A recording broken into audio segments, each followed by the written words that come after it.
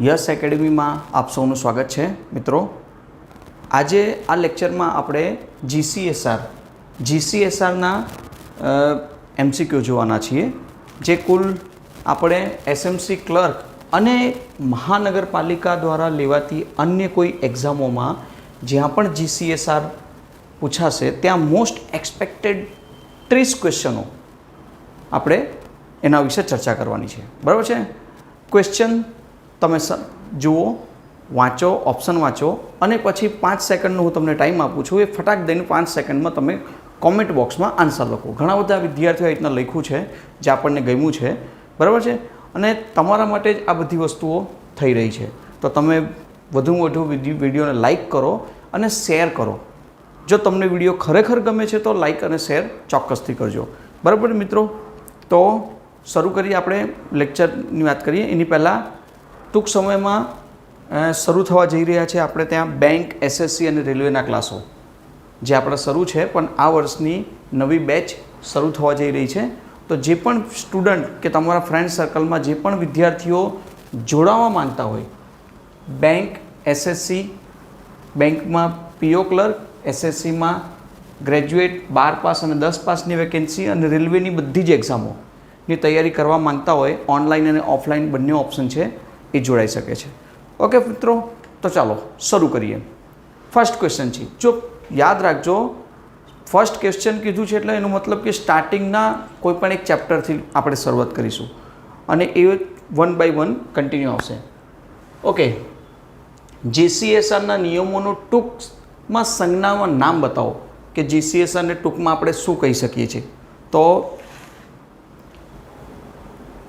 2002 બધામાં જ લખાય છે, પણ ગુજરાત મુલ્કી સેવા, ખાસ યાદ રાખજો, ગુજરાત મુલ્કી સેવા જનરલ નિયમો 2002 આવે છે, જેમાં આપણે 8 ચેપ્ટર ટોટલ, રજા, પગાર, આપણે હોમ એલાઉન્સીસ વાત કરીએ, રહેઠાણવાળું, પછી વાહન વ્યવહારવાળું, એવા કુલ ટોટલ 8 પેન્શન, બરાબર છે, પછી રજા ઉપર પણ ચેપ્ટર છે। તો આપણે પગારથી, આપણે જે નોકરી કરતા હોઈએ છીએ, નોકરીને લાગતા વળગતા જેટલી પણ એનાથી લાગે છે એવા 8 ટોપિક ઉપર આપણે આના ઉપર ચર્ચા થાય છે। ઓકે, જીસીએસઆરના નિયમો ટૂંકમાં શું કહેવાય છે? તો જીસીએસઆરનો ફૂલ ફોર્મ છે ગુજરાત મુલ્કી સેવા જનરલ 2002નો નિયમ મુજબ, બરાબર છે, જેમાં સમજૂતી આપવાની હશે, તેમાં સમજૂતી પણ તમને જોવા મળશે, બરાબર મિત્રો। તો ચાલો, જીસીએસઆર નિયમોનો અર્થઘટન અંગે પ્રશ્નો ઊભા થાય તો કોને પૂછવામાં આવશે? કોણ એવો વિભાગ છે કે જ્યાં પણ જીસીએસઆરને કંઈ પણ સમસ્યા ઊભી થાય તો આન્સર આપી શકે? તો એ છે કાયદા વિભાગ। જીસીએસઆરને કોઈ પણમાં નિયમોના અર્થઘટનમાં કોઈ પણ સમસ્યા આવે તો કાયદા વિભાગ હંમેશા તમારી સામે આગળ રહેશે। ઓકે, ક્વેશ્ચન નંબર 3, નિયમોમાંથી છૂટછાટ આપવાની સત્તા કોના હાથમાં છે? નિયમોમાં જે પણ પ્રકારની છૂટછાટ આપવી હોય, તો ભાઈ સરકારી એમ્પ્લોયની વાત થાય છે, તો સરકારી એમ્પ્લોય માટે રાજ્યપાલ, સરકાર, મુખ્યમંત્રીને મુખ્ય સચિવ, સરકાર આવશે આન્સરમાં। કોણ આવશે? સરકાર। જો બહુ નાનો વિડીયો હશે, આપણે એ પ્રમાણે કંઈ સમજૂતી નથી આપતા, પણ જેટલું આપવાનું હશે એટલું આપીશું અને સ્પીડમાં ભગાવીશું કે જેનાથી તમે વ્યવસ્થિત એને એમસીક્યુ કરી શકો। નાણાં વિભાગની પૂર્વ સંમતિ વિના છૂટછાટ આપી શકાય નહીં? હા, ના કે માત્ર વિશેષ કેસમાં અથવા રાજ્યપાલની મંજૂરીથી? 4માંથી કયું હોઈ શકે? નાણાં વિભાગની પૂર્વ મંજૂરી વિના છૂટછાટ આપી શકાય નહીં? તો વાત બરાબર છે, હા। કેમ કે તમારે નોકરી કરો છો તો નોકરીમાં તમને પગાર મળશે, તો પગાર, રજા, ભથ્થા, એલાઉન્સીસ, વાહન વ્યવહાર એલાઉન્સીસ, બધા પ્રકારના જે પણ છે પગારથી જોડાયેલા છે, એ 8 ચેપ્ટરો। તો એટલા માટે નાણાં વિભાગને પૂર્વ મંજૂરી પછી જ બધું થાય છે, બરાબર છે। નેક્સ્ટ, છૂટછાટ આપવાના આદેશની નકલ કોને મોકલવાની રહેશે? કોઈ પણ પ્રકારની છૂટછાટ આપવી છે તો એની એક કોપી કોઈને મોકલવી હોય તો કોને મોકલી શકાય? તો એ મોકલાશે કમ્પલસરી ઓડિટ અધિકારીને। કેમ ઓડિટ અધિકારીને? કેમ કે એ જરૂરી છે। જો જ્યારે સરકાર કોઈ કર્મચારીને છૂટછાટ આપતો આદેશ આપે ત્યારે તેને કારણોની નોંધ સાથે આદેશની નકલ ઓડિટ અધિકારીને મોકલવાની રહેશે. બિકોઝ કોઈ એવો વ્યક્તિ છે કે જેને અલગથી સ્પેશિયલ ટાઈપની છૂટછાટ આપવામાં આવી છે, તો એની જે સેવા પોથી હોય છે એ સેવા પોથીમાં લખાયું હોય છે ડિટેલ્સ એના માટે, કે એના કેમ બીજા બધા કરતાં, એની સાથે જોડાયેલા બીજા બધા કરતાં કેમ અલગ રીતના આપવામાં આવે છે, કેમ વધારે આપવામાં આવે છે કે કેમ ઓછી આપવામાં આવે છે, એ ઓડિટ વિભાગને કમ્પલસરી ખબર હશે. એટલે નેક્સ્ટ ક્વેશ્ચન છે ક્વેશ્ચન નંબર 6. ખરેખર મુસાફરી ખર્ચમાં નીચેનામાંથી કયો ખર્ચ સમાવિષ્ટ થતો નથી? કયો ખર્ચ છે જે સમાવિષ્ટ નથી થતો? તો જો વાહન પરિસરમાં રાખવાનો ખર્ચ, ડ્રાઈવરનો વેતન, વાહનની જાળવણીનો ખર્ચ, અંગત ઉપયોગમાં વાહનનો ખર્ચ. તો યાદ રાખજો, સરકારી નોકરીમાં અંગત ઉપયોગના વાહનનો ખર્ચ સમાવેશ થતો નથી. બાકી બધા થાય છે. ડ્રાઈવર રાખો તો પગાર ચૂકવવો પડે, પણ અંગત ઉપયોગ માટે વાહનનો ખર્ચ જે થાય એ નહીં વપરાશ, એ તમને નહીં મળશે. Okay, next. ફાળવણી એટલે શું? ક્વેશ્ચન નંબર નેક્સ્ટ છે ફાળવણી એટલે શું? તો સીધું સમજી લો કે ફાળવણી એટલે સરકારી માલિકીની અથવા ભાડે પટ્ટે લીધેલી રહેઠાણની સગવડ માટે આપવામાં આવશે એવો પરવાનો, તેને કહેવાય છે ફાળવણી. યાદ રાખજો, આ શોર્ટ તમને દેખાય છે સવાલ, પણ એનો સવાલનો જવાબ બહુ લાંબુ છે. ઓકે મિત્રો, નેક્સ્ટ. જોડાણ એટલે શું? મોસ્ટ આઈએમપી ક્વેશ્ચનો તરીકે મેં જેટલા પણ લેવાના હતા બધા લીધા છે. અને જ્યારે પેપર પૂરું થાય તો યાદ રાખજો કે આપણા વિડીયોમાંથી કેટલા સવાલો આવ્યા છે એ પણ ધ્યાન રાખજો. જોડાણો એટલે શું? તો જોડાણ એટલે શું? તો જોડાણ એટલે થશે આ નિયમો સાથે સંલગ્ન જોડાણ. કોઈ પણ નિયમ બનાવ્યું છે તો એની સાથે એડિશનલ કોઈ વસ્તુ જોડાણ થતી હોય છે, જેનાથી બધાને એના વિશે ખ્યાલ આવે, એને કહેવાય છે જોડાણ. નેક્સ્ટ, પરિશિષ્ટ એટલે શું? તો પરિશિષ્ટ એટલે શું કહેવાય કે નિયમો સાથે સંલગ્ન પરિશિષ્ટ. નિયમો સાથે પરિશિષ્ટ જે પણ હોય છે એમાં નિયમો સાથે જોડાયેલા હોય છે, એને કહેવાય છે પરિશિષ્ટ. શોર્ટમાં યાદ રાખજો, બરાબર. જે લોકોએ આની આખી થિયરી વાંચી લીધી છે તો એમને તો આ વસ્તુ ક્લિયર હશે કે પરિશિષ્ટ કોને કહેવાય. પણ વન લાઇનર તરીકે તમને પરિશિષ્ટ કહું તો પરિશિષ્ટની પરિભાષા બહુ મોટી છે, સમજાવી નહીં શકીએ હમણાં, બટ તમે MCQ તરીકે યાદ રાખી શકો છો. Next question number 10. નિમણૂક સત્તાધિકારી કોને કહેવાય? તો નિમણૂક સત્તાધિકારી એટલે અપોઇન્ટમેન્ટ, નિમણૂક કરવાવાળો વ્યક્તિ, બરાબર છે. તો એ આવે છે સરકારી કર્મચારીની નિમણૂક કરવા સક્ષમ સત્તાધિકારી. સરકારી કર્મચારી જે કોઈ નિમણૂક કરતો હોય છે એ પણ કોઈ એની પાવર હશે એની પાસે તો જ નિમણૂક કરી શકશે, બાકી બધા નિમણૂક કરી શકશે નહીં. આ એક યાદ રાખજો. Next question. ઓડિટ અધિકારી કોને કહેવાય? અરે સિમ્પલ છે, આપણને ખબર છે કે ઓડિટ અધિકારી એટલે કે હિસાબ કિતાબ મેળવનાર. તો જો જિલ્લા વિકાસ અધિકારી નહીં, મુખ્ય હિસાબી અધિકારી કહી શકો છો પણ નહીં આવશે. વિભાગીય સચિવ એ તો કદી નહીં આવશે. તો ઓપ્શન નંબર આવે છે એકાઉન્ટન્ટ જનરલ દ્વારા નિમણૂક ઓડિટ અધિકારી. એકાઉન્ટન્ટ જનરલ દ્વારા, જો ભારત સરકારના એક એકાઉન્ટન્ટ જનરલ દ્વારા નિયુક્ત અધિકારી ઓડિટ અધિકારી કહેવાય છે, બરાબર છે. આ ખાસ. નેક્સ્ટ, સંવર્ગ એટલે શું? સંવર્ગ એટલે જુદા એકમ તરીકે મંજૂર કરાયેલ સેવાઓનો કોઈ ભાગ. સંવર્ગ એટલે જુદા એકમ તરીકે મંજૂર કરાયેલ સેવાઓનો કોઈ એક ભાગને આપણે સંવર્ગ કહીશું. જો મિત્રો છેલ્લે સુધી 30 જ ક્વેશ્ચન છે, તમને લાગે છે તો એ સ્પીડમાં પણ જોઈ શકો છો તમે, ના નથી, પણ તમને ધ્યાનથી જો સમજવું હોય તો તમે આ વિડીયો જોઈ શકો છો આરામથી. ઓકે, વધુમાં વધુ 15 થી 20 મિનિટનો વિડીયો છે. આપણે આ પ્રમાણે આ પાર્ટ 1 છે, પાર્ટ 2, પાર્ટ 3, પાર્ટ 4 જેટલું બનશે એટલું જલ્દી આપણે તમને એક્ઝામની પહેલાં મળી જશે. નેક્સ્ટ, વળતર ભથ્થુમાં શું સમાવિષ્ટ થાય છે? તો વળતર ભથ્થું એટલે આપણને પગાર મળે, પગારની સાથે સાથે જે એડિશનલ ભથ્થાઓ મળતા હોય છે એના વિશે ચર્ચા કરે છે. તો જો એમાં શું આવે છે? વિશિષ્ટ સંજોગોમાં ફરજ બજાવવા માટે આપવામાં આવતું ભથ્થું. વિશિષ્ટ સંજોગો મતલબ કે ફિક્સ નથી. હવે તમે નોકરી કરવા બેઠા છો, તમે એઝ અ ક્લર્ક જોડાશો, હવે કોમ્પ્યુટર તમને આપી દીધું તો એક ભથ્થું એડિશનલ થયું. એની સાથે સાથે અન્ય કોઈ એવું કામ આપી દીધું કે તે તમારા વિભાગથી અલગ છે તો એ એડિશનલ ભથ્થું મળ્યું. તમારે એક ઓફિસથી બીજી ઓફિસે જવાનું છે તો વાહન વ્યવહાર ભથ્થું મળ્યું. ઘરેથી તમારું ઘર દૂર છે ને આવવા માટે એક નિયમ પ્રમાણે વાહન વ્યવહાર ભથ્થું મળે છે તમને, બરાબર. તો આ બધા જ ભથ્થાઓની વાત કરે છે. જરૂરી અંગત ખર્ચને પહોંચી વળવા માટે આપવામાં આવતું ભથ્થું શું કહેવાય? જરૂરી અંગત ખર્ચને પહોંચી વળવામાં તે આપવામાં આવતું ભથ્થું એને શું કહેવાય છે? અંગત ભથ્થું કહેવાય છે. નેક્સ્ટ ક્વેશ્ચન છે ફ્લેટ રેટ રેન્ટ શું કહેવાય? બરાબર છે. ફ્લેટ રેટ રેન્ટ એટલે શું? તો સિમ્પલ છે. રેટ રેન્ટ તમને કહી દઈએ કે સરકારી રહેઠાણ માટે કર્મચારી પાસેથી વસૂલ કરવામાં આવતું માસિક ભાડું.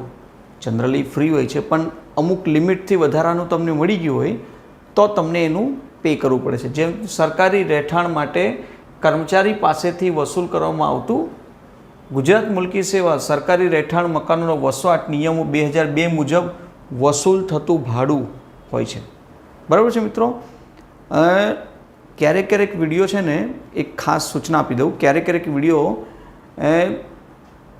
યસ એકેડમી ગુજરાત એક્ઝામ ડિસ્ક્રિપ્શનમાં એની લિંક છે. યસ એકેડમી ગુજરાત એક્ઝામમાં પણ અમે મૂકીએ છીએ. તો તમે આ બંને ચેનલ સબસ્ક્રાઈબ કરી લેજો. સર્ચ મારજો અથવા તો નીચે ડિસ્ક્રિપ્શનમાં ડિટેલ્સમાં લખેલી છે એની ચેનલને સબસ્ક્રાઈબ કરી લેજો. જેમાં ગુજરાત એક્ઝામની એટલે આ બધી જ એક્ઝામોનો વિડીયો એમાં પણ પડ્યા હશે તમે. ઓકે. કોઈ દિવસ આ ચેનલ પર વિડીયો ના આવે તો પેલા ચેનલ પર વિડીયો હશે. તમને એની ડિટેલ્સ હમણાં મળી જશે. નેક્સ્ટ, રજા એટલે શું? બધાને ખબર છે રજા એટલે શું. તો સિમ્પલ છે. રજા એટલે રજાથી આપણને કેટલી બધી બેનિફિટ મળે છે અને શું નથી મળતું એ તમને જાણ મળશે. એક ચેપ્ટર છે આપણે આ GCSRમાં રજા નામનું. ઓકે. તો આન્સર આવે છે સક્ષમ સત્તાધિકારી દ્વારા ગેરહાજર રહેવાની મંજૂરી. રજા એને કહેવાય કે જે તમારે રજા કરવી હોય તો મન ફાવે તેમ રજા નહીં પાડી શકશો. તમારે એડવાન્સમાં જો રજા બુક કરાવો છો તો અલગ વેલ એન્ડ ગુડ. એના માટે એક અરજી લખવાની હોય છે જે ફિક્સ ફોર્મેટ છે. એ ફોર્મેટ પ્રમાણે તમે રજા લઈ શકશો. ઓકે. તો option number B. Question number 16, ધારણાધિકાર એટલે શું? ધારણાધિકાર એટલે સરકારી કર્મચારીનો હક કે જેના દ્વારા તે પદને કાયમી રીતે ધારણ કરી શકે. ધારણાધિકાર. બરાબર છે. તો સરકારી કર્મચારીનો હક અને જેના દ્વારા તે પદને કાયમી રીતે ફિક્સ કરીને બેઠો હોય છે કે નહીં હવે હું પરમનન્ટ અધિકારી છું. આપણે ગુજરાત સરકારમાં હોય છે કે SMCમાં 3 વર્ષનું છે, ગુજરાત સરકારમાં 5 વર્ષનું છે. 5 વર્ષ પછી તમને પરમનન્ટ કરે છે તો SMCમાં 3 વર્ષ પછી તમને પરમનન્ટ કરવામાં આવશે. તો આ વસ્તુ જે જોવા મળે છે એ આ સવાલ બતાવે છે તમને. નેક્સ્ટ, માઇલેજ ભથ્થું શું કહેવાય? બહુ સિમ્પલ છે. માઇલેજ ભથ્થું એટલે તમને જોવામાં આવશે કે બાઇક, કાર એ માઇલેજની વાત કરવામાં આવે છે. તો જો મકાન ભાડું માઇલેજથી નથી આવતું, શિક્ષણ ભથ્થું, પેન્શન માઇલેજથી લાગતું ઓળખતું નથી. સામે આવે છે મુસાફરી દરમિયાન થયેલ ખર્ચ માટે મળતું ભથ્થું. ક્યારેક કેવું હોય છે કે મુસાફરી તમારે સરકારી કામથી મુસાફરી કરો છો અને એમાં તમને માઇલેજ ભથ્થું મળતું હોય છે. તો ઓપ્શન નંબર શું આવશે? બી. 18 નંબર, મહિનો એટલે શું? મહિના મંથલીની વાત થાય છે. નોર્મલ 30 દિવસ, 31 દિવસ, કેલેન્ડરનો અંગ્રેજી મહિનો કે 4 અઠવાડિયા. 4 અઠવાડિયે તો નહીં કહી શકીએ કેમ કે એમાં પછી 28 દિવસ જ આવતા હોય છે અને ફેબ્રુઆરી મહિનો છોડીને 28 દિવસ હોતા નથી, 30 કે 31 દિવસ હોય છે. પરંતુ 30 દિવસ તમે આન્સર આપી શકો, 31 પણ આપી શકો છો. પરંતુ આન્સર શું આવશે? આન્સર આવશે કેલેન્ડરનો અંગ્રેજી મહિનો. કેલેન્ડરનો અંગ્રેજી મહિનો એ આન્સર હોય છે. ઓકે. તો આન્સર યાદ રાખજો કે મહિનો એટલે શું કહેવાય. નેક્સ્ટ, અવેજી કામગીરી એટલે શું? તો અવેજી કામગીરી એટલે એડિશનલ એક જગ્યાના કર્મચારીની જગ્યાએ બીજા કર્મચારી દ્વારા બજાવવામાં આવતી ફરજ. એક જગ્યાના કર્મચારીની જગ્યાએ એટલે કોઈ કર્મચારીએ રજા પાડી દીધી સમજો અને તમારું પોતાનું કામ એ કરો છો ને એ કર્મચારીએ રજા પાડી છે એનું પણ તમે કામ કરો છો. એના માટે અવેજી કામગીરી કહેવાય છે. અને એના માટે એક નિયમ છે કે આટલા દિવસથી અને એનાથી વધારેની રજા હોય તો જ તમે એ કામ કરી શકશો. અને કામ તો ક્યાંય ભલે 2-4 દિવસ માટે હોય તો જ પણ કરવાનું આવશે. અધિકારી આપણને આપે છે તો કરવાનું, પણ એનું પગારનો અમુક ટકાવારી આપણને મળતી હોય છે જ્યારે એનું કામ આપણે કરીશું. તો એના માટે નિયમ છે, બરાબર? એ નિયમ વાંચશો તો તમને ખ્યાલ આવી જશે. નેક્સ્ટ છે પેન્શન પાત્ર પગાર એટલે શું? પેન્શન પાત્ર પગાર એટલે પેન્શન મળતું હોય એ પગાર, મૂળ પગાર નહીં, પછી ગ્રોસ પગાર નહીં, વર્તમાન પગારમાં તો પેન્શન મળતું હતું, ન્યૂ પેન્શનની સ્કીમ છે પણ નથી મળતું. તો આન્સર આવશે છેલ્લા 10 માસ દરમિયાન મેળવેલ સરેરાશ પગાર. આખા વર્ષમાં છેલ્લા 10 મહિના દરમિયાન મળેલો પેન્શન પગાર, કેમ કે 2002નું આખું સ્ટ્રક્ચર છે એટલે ત્યારે પેન્શન શરૂ હતું. આજે જોવા જાઓ તો આને બદલવું જરૂરી છે, કેમ કે નવા પેન્શન સ્કીમ પ્રમાણે આ નથી કામ આવતું. પણ સવાલ પૂછાઈ શકે છે પેન્શન પાત્ર પગાર એટલે શું? તો છેલ્લા 10 માસ દરમિયાન મેળવેલ સરેરાશ પગારની વાત કરે છે. ઓકે, નેક્સ્ટ, રજા કોની વિવેક બુદ્ધિ હેઠળ આપવામાં આવે છે? સિમ્પલ છે, રજા કોણ આપશે તમને? તમે જાતે રજા લઈ શકો છો? નહીં. રજા તમારો અધિકાર નથી. તમે બોલો કે ના મારો અધિકાર છે રજા લેવાનો અને તમે આપશો. કશે એવું નથી લખ્યું જીપીએમસીમાં જીસીએસઆરમાં કે તમને રજા તમારો હક છે. પગાર મેળવવું, નોકરી કરવું તમારો હક છે, પણ તમે રજા મેળવવું હક નથી. મન ફાવે ત્યારે રજા લઈ શકો એવું હક કશે નથી. એના માટે એક નિયમ છે. આ રજા નામનું જે ચેપ્ટર આવે છે જીસીએસઆરમાં એ વાંચો એટલે ફૂલ ડિટેલ્સમાં તમને ખબર પડે થિયરીમાં. ઓકે, તો આના માટે શું છે કે રજા કોના વિવેક બુદ્ધિ હેઠળ આપવામાં આવે છે?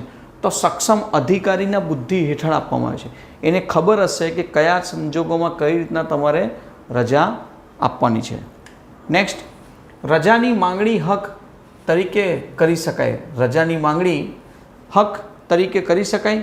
મારો હક છે રજા લેવાનો, આપણે હમણાં જે ચર્ચા કરી, અને તમારે રજા મને આપવી જ પડશે. જબરજસ્તી તમે કરો છો સરકારી એમ્પ્લોય તરીકે અને ઉપલી અધિકારીને, તો નિયમ છે ના, રજાની માંગણી તમારો હક નથી. એ કશે મૂળભૂત અધિકારો નથી. આપણે મૂળભૂત અધિકારો અને ફરજો હોય છે ને એના જેવું અધિકાર નથી. ઓકે, તો યાદ રાખજો, રજાની માંગણી હક તરીકે કરી શકાશે નહીં કે મારો હક છે એમ રજા લેવું. સંજોગો જ હોય છે, બધાની જરૂરત હોય છે, મેડિકલ આવી છે કે કોઈ પ્રસંગ છે, તો એ સંજોગોમાં તમને રજા મળે છે, એ એગ્રી. નેક્સ્ટ ક્વેશ્ચન નંબર 23, 120 દિવસથી વધુ ન હોય તેવી રજા માટે સામાન્ય રીતે શું કરવામાં આવે છે? 120 દિવસથી વધુ રજા ન હોય એટલે 3 મહિનાથી 4 મહિનાની વાત કરીએ. 4 મહિનાથી વધારે રજા ન હોય તો સામાન્ય રીતે શું કરવું પડે?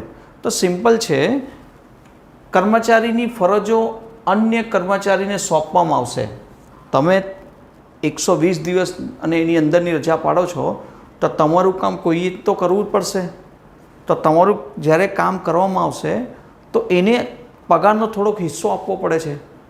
એ તમે જ્યારે નોકરી પર લાગશો ત્યારે તમને ખબર પડશે કે એને 5% 10% જ મળે છે, એનાથી વધારે નથી મળતું.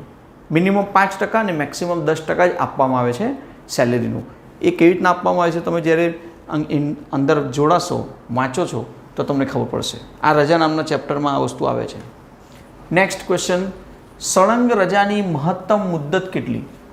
તમે નોકરીમાં લાગી ગયા, ગુજરાત સરકાર હોય કે પછી મહાનગરપાલિકામાં હોય, અને આ 4 ઓપ્શનમાંથી કહેવામાં આવે છે કે સળંગ રજાની મહત્તમ મુદ્દત કેટલી? તમે રજા મૂકી દીધી, હું કેટલા વર્ષ સુધી રજા કન્ટિન્યુ રહી શકું છું? નોકરી મારી રહેશે, પગાર નહીં મળશે, પણ હું નોકરી મારી ફિક્સ છે, કોઈ કારણોસર મારે થઈ ગયું છે કે મેડિકલ સમજો કે જે વોટ એવર, તો આન્સર આવશે 5 વર્ષ.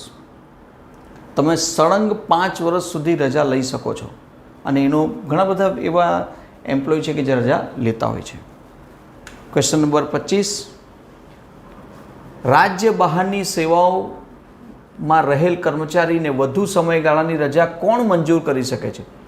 રાજ્ય બહારની સેવા, હવે આપણે મહાનગરપાલિકાનું ભણીએ છીએ તો આમાં નથી આવતું, પણ GCSR ગુજરાત રાજ્ય માટે લાગુ પડે છે અને એમાં આવતા મહાનગરપાલિકા, નગરપાલિકા જેટલા પણ કર્મચારીઓ છે બધાને લાગે છે. એટલા માટે આ સવાલ છે કે રાજ્ય બહારની સેવાઓમાં રહેતા કર્મચારીઓ વધુ સમયગાળાની રજા કોણ મંજૂર કરશે?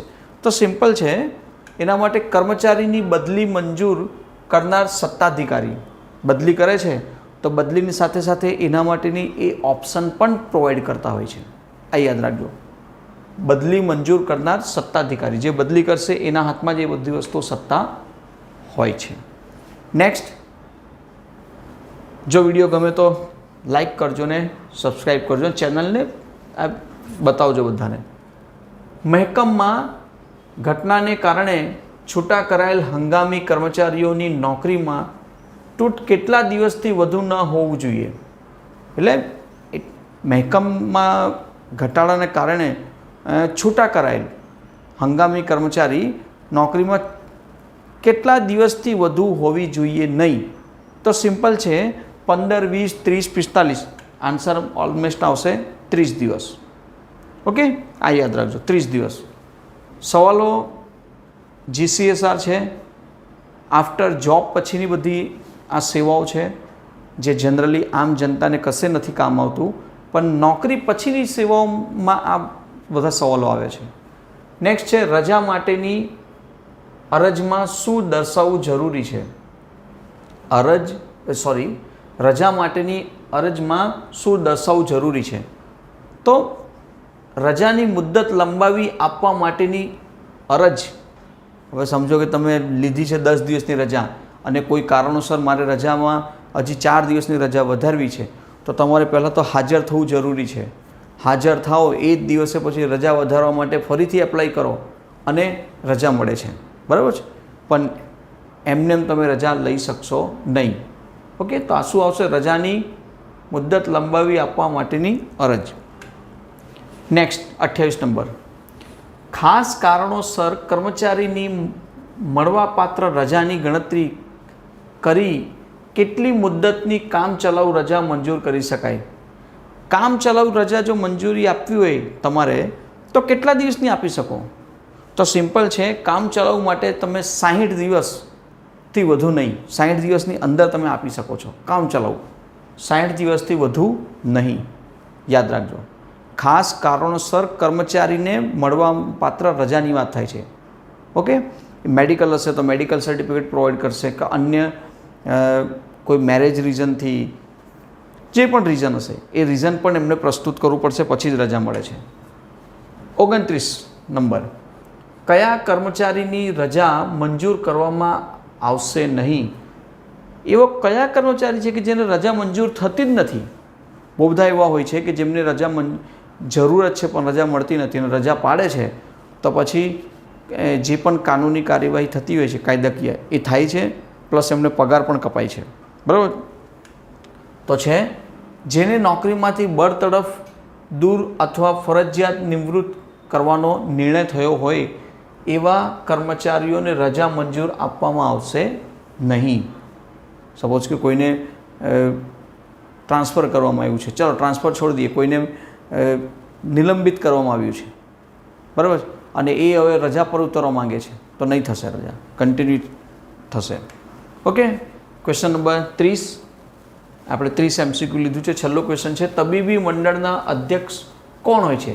તબીબી મંડળ, તબીબી પરથી યાદ આવે છે કે હોસ્પિટલાઇઝની વાત કરીએ, ડૉક્ટર તરફની વાત કરીએ, તો તબીબી મંડળના અધ્યક્ષ કોણ હોય છે? તો સિમ્પલ છે, મુખ્ય સચિવ આવતું નથી, આરોગ્ય સચિવ, જિલ્લા કલેક્ટર. પહેલાં તો B અને D તો નીકળી ગયા, તમને જો ન સમજ પડે, સિવિલ સર્જન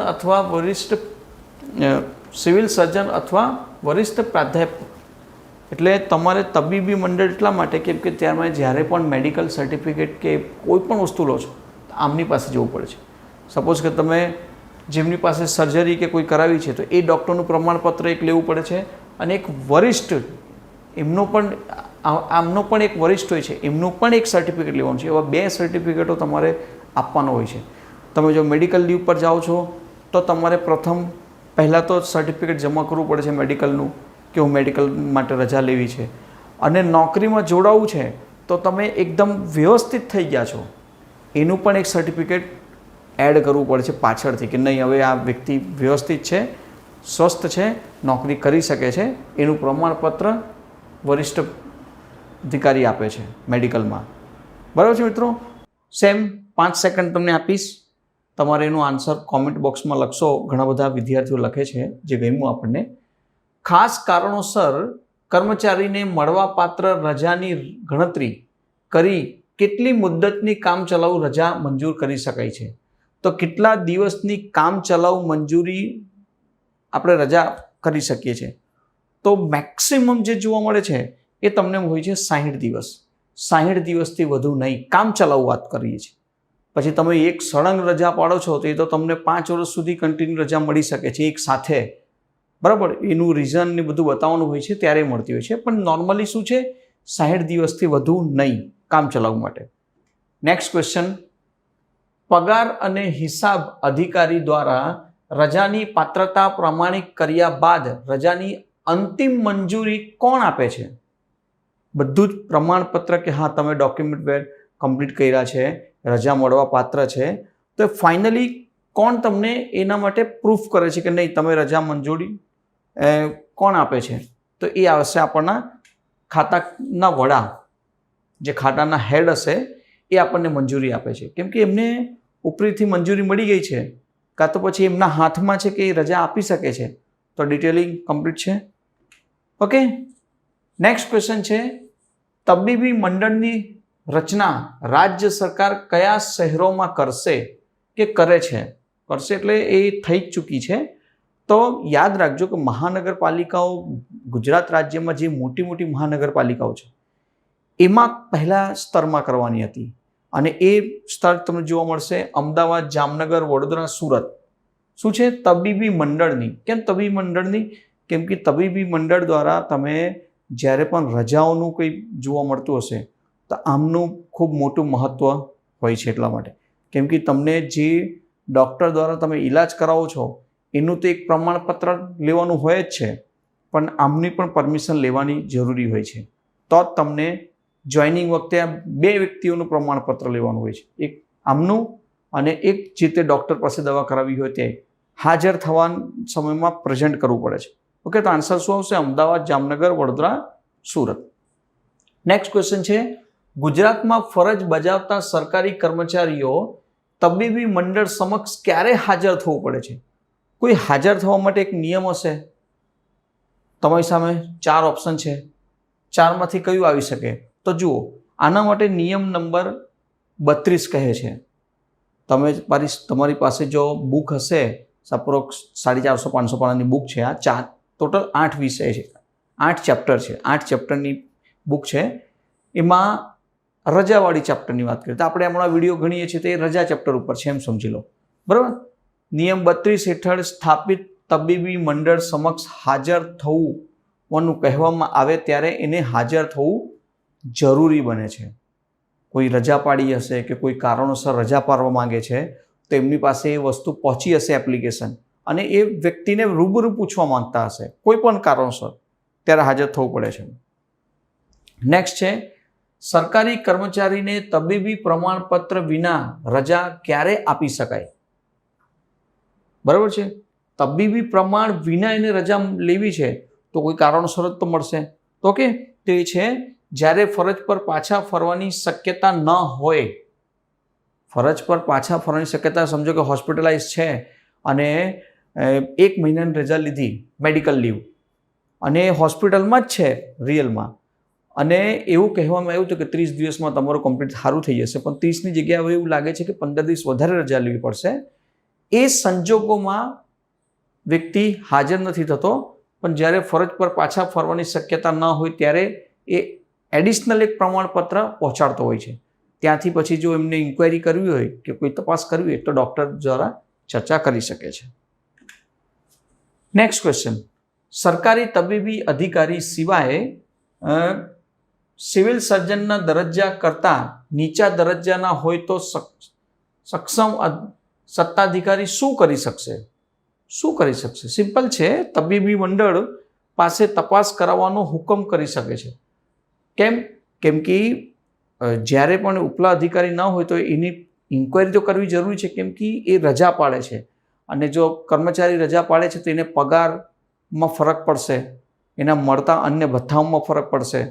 એ ફરક ન પડે, બરાબર, જાણ કર્યા વગર જો રજા પડે તો ફરક ન પડે, એટલા માટે આ જરૂરી હોય છે. એટલા માટે તબીબી મંડળ પાસે તપાસ કરાવવાનો હુકમ કરવામાં આવે છે.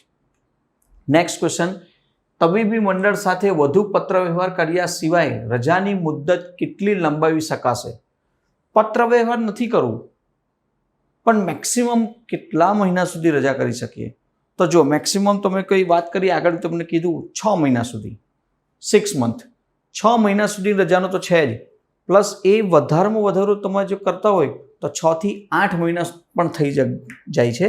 એ તમે જ્યારે ડિટેલિંગની વાંચશો તો તમને 6 થી 8 મહિના 180 દિવસથી વધારે થાય છે. જ્યારે એ કેવી રીતના થાય છે એ તમને ખ્યાલ આવશે એ જ્યારે ડિટેલિંગ વાંચો ત્યારે.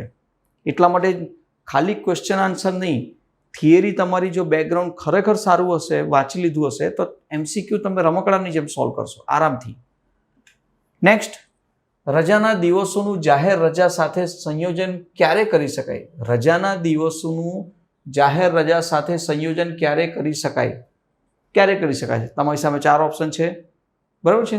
તો ઓપ્શન તમે પુશ કરીને વાંચો, ક્વેશ્ચન વિડીયોને પુશ કરો, એકવાર વાંચી લો અને તમારી હિસાબે પછી મનમાં કાં તો કોમેન્ટમાં આન્સર આપો, વધારે સારું રહેશે. રજાની શરૂઆત અથવા અંતે જાહેર રજાઓ આવે ત્યારે, ઓકે, ત્યારે. નેક્સ્ટ, જાહેર રજાઓ રજાની આગળ જોડવામાં આવે તો રજા અને પગાર ભથ્થાની પૂર્ણ વ્યવસ્થા ક્યારે અમલમાં આવે? 4 ઓપ્શન પ્રમાણે જો જોવા જઈએ તો જાહેર રજાઓનો પ્રથમ દિવસથી, જાહેર રજા પછીના પ્રથમ દિવસથી, રજા મંજૂરીના દિવસથી, રજા શરૂ થવાના દિવસથી. તો સિમ્પલ છે, જાહેર રજા જે દિવસે પડે એ તો કોમન રજા છે. જાહેર રજા પછીના પ્રથમ દિવસથી કાઉન્ટિંગ કરવાનું થતું હોય છે, બરાબર. ક્યારેથી અમલમાં આવશે? જાહેર રજા બધા માટે કોમન છે, એડિશનલ જે રજા મૂકે છે એનાથી શરૂઆત થતી હોય છે, આ યાદ રાખજો. રજા પૂરી થાય, નેક્સ્ટ ક્વેશ્ચન, રજા પૂરી થતાં પહેલા ફરજ પર બોલાવવામાં આવે ત્યારે સરકારી કર્મચારી માટે શું ફરજિયાત છે? હવે તમે ઓલરેડી રજા પર છો અને તમને બોલાવવામાં આવે છે કે તમારે હવે રજા કેન્સલ કરવામાં આવી છે, તમે બધા આવી જાઓ, તો શું કરવું પડશે? સિમ્પલ છે, તમારી સામે ફરજ પર પરત ફરવું ફરજિયાત છે. મતલબ કમ્પલસરી આવવું જરૂરી છે. તમે જુઓ કે સમજો કે આપણા ભારત દેશનું કોઈ યુદ્ધની સાથે યુદ્ધ ચાલુ થઈ ગયું, તો જેટલા લોકો સૈનિકો રજા પર હોય છે એ લોકોને ઇમરજન્સી ફોન કરીને અથવા લેટર પહોંચી શકતું હોય તો લેટર યા ઈમેલ દ્વારા એમને તરત ને તરત બોલાવવામાં આવે છે અને એણે પણ નીકળવું પડે છે. સેમ ડે અથવા બીજા દિવસે એમને ફરજિયાત નીકળવું પડે છે, ઓકે. આ પ્રમાણે સિસ્ટમ છે. નેક્સ્ટ, રજા પરથી ફરજ પર પરત બોલાવવામાં ન આવે અને કર્મચારી રજા પર જ રહે તો શું મળશે? સિમ્પલ છે, જે રજાનો પગાર તે મેળવવાનો હોય તે બધું જ મળશે. બોલાવવામાં નથી આવ્યું અને તમે રજા પર છો તો તમને મળવા પાત્ર જેટલી પણ વસ્તુઓ છે પગારની સાથે સાથે એ બધી તમામ વસ્તુઓ મળશે, ઓકે. નેક્સ્ટ, ભારત બહાર રજા ભોગવતા કર્મચારીઓ પરત બોલાવવામાં આવે તો ભારત પરત આવવા માટે શું મળશે? હવે સિમ્પલ છે, તમે રજા પાડી એટલે સરકારી કામથી તમે ભારતની બહાર ગયા છો અને અચાનકથી તમને બોલાવવામાં આવે, તો જ્યારે અચાનકથી બોલાવવામાં આવે તો ત્યારે કે સમજો કે તમે ભારતની બહાર રજા પિકનિક મનાવવા ગયા છો રજા લઈને અને તમને ઇમરજન્સીમાં બોલાવવામાં આવે છે, તો યાદ રાખજો તમને ઇમરજન્સી તરીકે બોલાવવામાં આવ્યું છે એટલે નિઃશુલ્ક મુસાફરી આવવાનો જે ખર્ચો થશે એ સરકારશ્રી ભોગવશે, ઓકે. આ યાદ રાખજો. એ તમે જેમ નોકરીમાં લાગશો એટલે બહુ બધી વસ્તુ ખબર પડશે. આપણે મહાનગરપાલિકાનું ભણીએ છીએ એટલે મહાનગરપાલિકામાં એવું તો નથી આવતું, બટ ગુજરાત સરકાર અને સેન્ટ્રલ ગવર્મેન્ટને આવે છે આ વસ્તુ. રજા પૂરી થયા અને રજા પછી ફરજ પર હાજર થવાના સમય વચ્ચેનો સમયગાળો શું ગણવામાં આવે છે? તો શું ગણવામાં આવશે? સિમ્પલ છે, આ 4 ઓપ્શનમાંથી રજાનું અધિક્રમણ શું કહેવાય? રજાનું અધિક્રમણ એટલે ઓવરસ્ટેજ કમ્પલસરી છે. નેક્સ્ટ, ઘણા બધા વિદ્યાર્થીઓને લાગતું હશે કે સર MCQ તો કંઈ સમજ જ નથી પડતી. જો MCQ કેવું હોય છે કે ઘણા બધા MCQ એવા હશે કે જ્યાં સુધી તમે એની ડિટેલ ન વાંચો ત્યાં સુધી તમને એની ખબર નહીં પડશે. હવે તમને આ ક્વેશ્ચનની વાત કરીએ તો આનું જ્યારે સુધીમાં તમે 1 થી 2 પાનાનું ડિટેલિંગ છે ન વાંચશો ત્યાં સુધી તમને ખબર પડશે નહીં. હજી કહી દઈશું કેમ કે ખાલી MCQ વાંચીને તમે માર્ક્સ શાયદ લાવી શકશો, પણ મેરિટમાં આવવા માટે તમારે ડિટેલિંગ વાંચવી જરૂરી છે. ઓકે મિત્રો, ચાલો નેક્સ્ટ. વેકેશન ખાતાઓ સિવાયના અન્ય ખાતાના કર્મચારીઓ પ્રાપ્ત રજા કેટલા દિવસના દરે આપવામાં આવે છે? કેટલા દિવસના દરે આપવામાં આવે છે? તો સિમ્પલ છે. વેકેશન ખાતાઓ સિવાયની વાત કરીએ તો 15 દિવસ. નિયમ કહે જ છે કે 15 દિવસવાળું સિસ્ટમ ફિક્સ છે. નેક્સ્ટ, અર્ધવર્ષ દરમિયાન ભોગવેલી અસાધારણ રજા પ્રાપ્ત રજાના હિસાબમાં કેવી રીતે ગણવામાં આવશે? નાણાકીય વિભાગ આ બધી વસ્તુ, મહેકમ વિભાગ બધું સંભાળતી હોય છે. તે કેવી રીતના ગણે છે? તો એને ગણવા માટેની વાત થાય તો ગણવામાં આવતી નથી. શું કહે છે? અસાધારણ રજા ભોગવેલી હોય તો તે દિવસથી 15 દિવસ મર્યાદામાં પ્રાપ્ત રજાઓના દિવસોમાંથી બાદ કરવામાં આવે છે. એટલે એ ગણવામાં આવતી જ નથી એમ સમજો.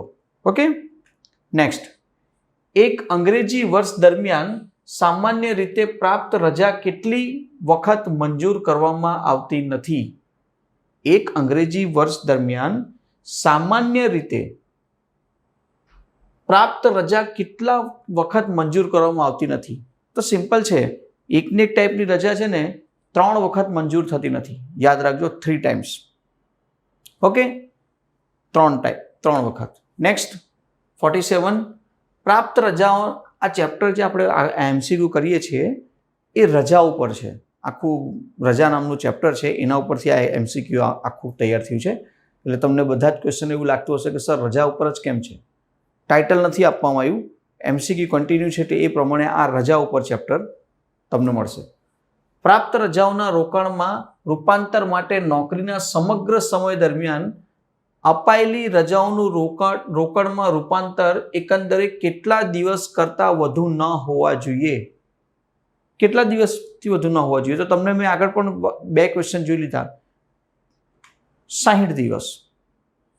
60 દિવસથી વધુ ન હોવા જોઈએ તો જ એ કન્ટિન્યુ સારી રીતના કામ કરશે. રજાનું તમારું જે રજા દ્વારા પગાર, ભથ્થા, પેન્શન જે પણ મળતું હશે એ કન્ટિન્યુટી છે, પણ આ દિવસથી વધી ગયું તો તમારે પછી એના ઉપર ઇફેક્ટ પડશે અને અસર પડે છે વાર્ષિક રીતના જોવા જાવ તો. વેકેશનનો ભાગ ભોગવેલ સરકારી કર્મચારીઓ પ્રાપ્ત રજા કયા સમયના પ્રમાણમાં મળે છે? વેકેશનનો ભાગ ભોગવેલ સરકારી કર્મચારીઓ પ્રાપ્ત રજા કયા સમયના પ્રમાણમાં મળે છે? તો કયા સમયના પ્રમાણમાં મળે છે? સિમ્પલ, હમણાં થોડી વાર પહેલાં જ ક્વેશ્ચન જોયું. વેકેશન સાથેના ગેરહાજર દિવસોના પ્રમાણમાં. વેકેશન સાથેના ગેરહાજર દિવસોના પ્રમાણમાં, જે 15 દિવસવાળું સિસ્ટમ જોવા મળ્યું તે. Okay, next question. કાયમી નોકરીમાં ન હોય તેવા સરકારી કર્મચારીને અગાઉની નોકરી દરમિયાન મળવાપાત્ર પ્રાસ રજા ગણવામાં આવશે? કાયમી નોકરીમાં ન હોય તેવા સરકારી કર્મચારીઓને અગાઉની નોકરી દરમિયાન મળવાપાત્ર પ્રાસ રજા ગણવામાં આવશે? હા, ના કે અડધી ગણાશે કે સરકારી ગણવામાં આવશે નહીં? એટલે આન્સર આવશે ના. ઓકે, કેમ કે એ વિભાગીય રજા હતી, એ રજાઓ એ ત્યાંની હતી. હવે નવી જગ્યામાં એ રજા કાઉન્ટ થતી નથી. યાદ રાખજો. નેક્સ્ટ ક્વેશ્ચન છે, છેલ્લે ભોગવેલ વેકેશન શબ્દનો અર્થ શું થાય છે? છેલ્લે જે આપણે વાત કરીએ કે 15 દિવસનું વેકેશન કે એ કાઉન્ટિંગ કરે છે, તો એ છેલ્લા ભોગવેલ વેકેશન શબ્દનો અર્થ શું થાય છે? તો શું થશે? પૂર્ણ અથવા અંતે ભોગવેલ છેલ્લું વેકેશન.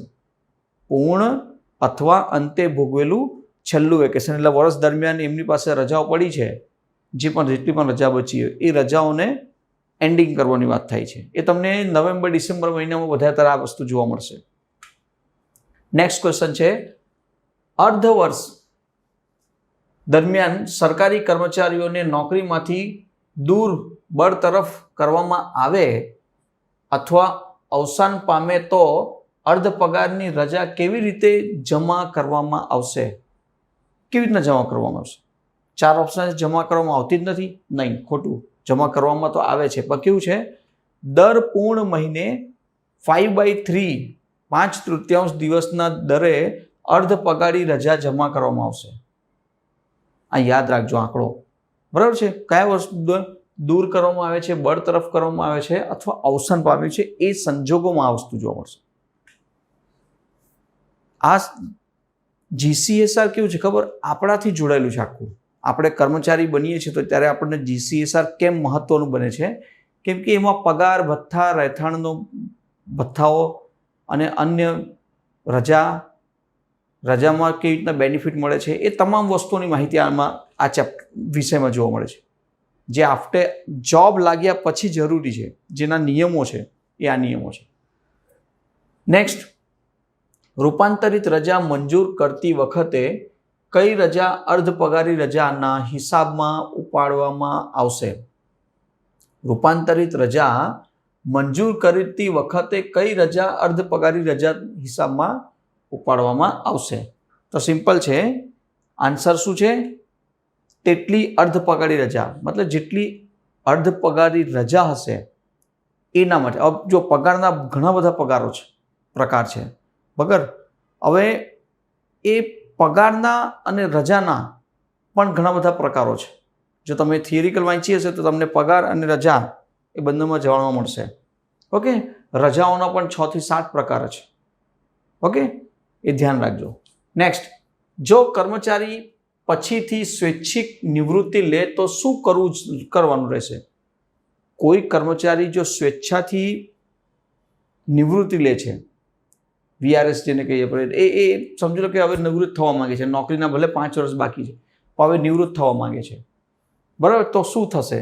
તો સિમ્પલ છે, રૂપાંતરિત રજાના અડધા પગાર અને અર્ધ પગારી રજાના પગાર વચ્ચેનો તફાવત પરત જમા કરવું પડશે.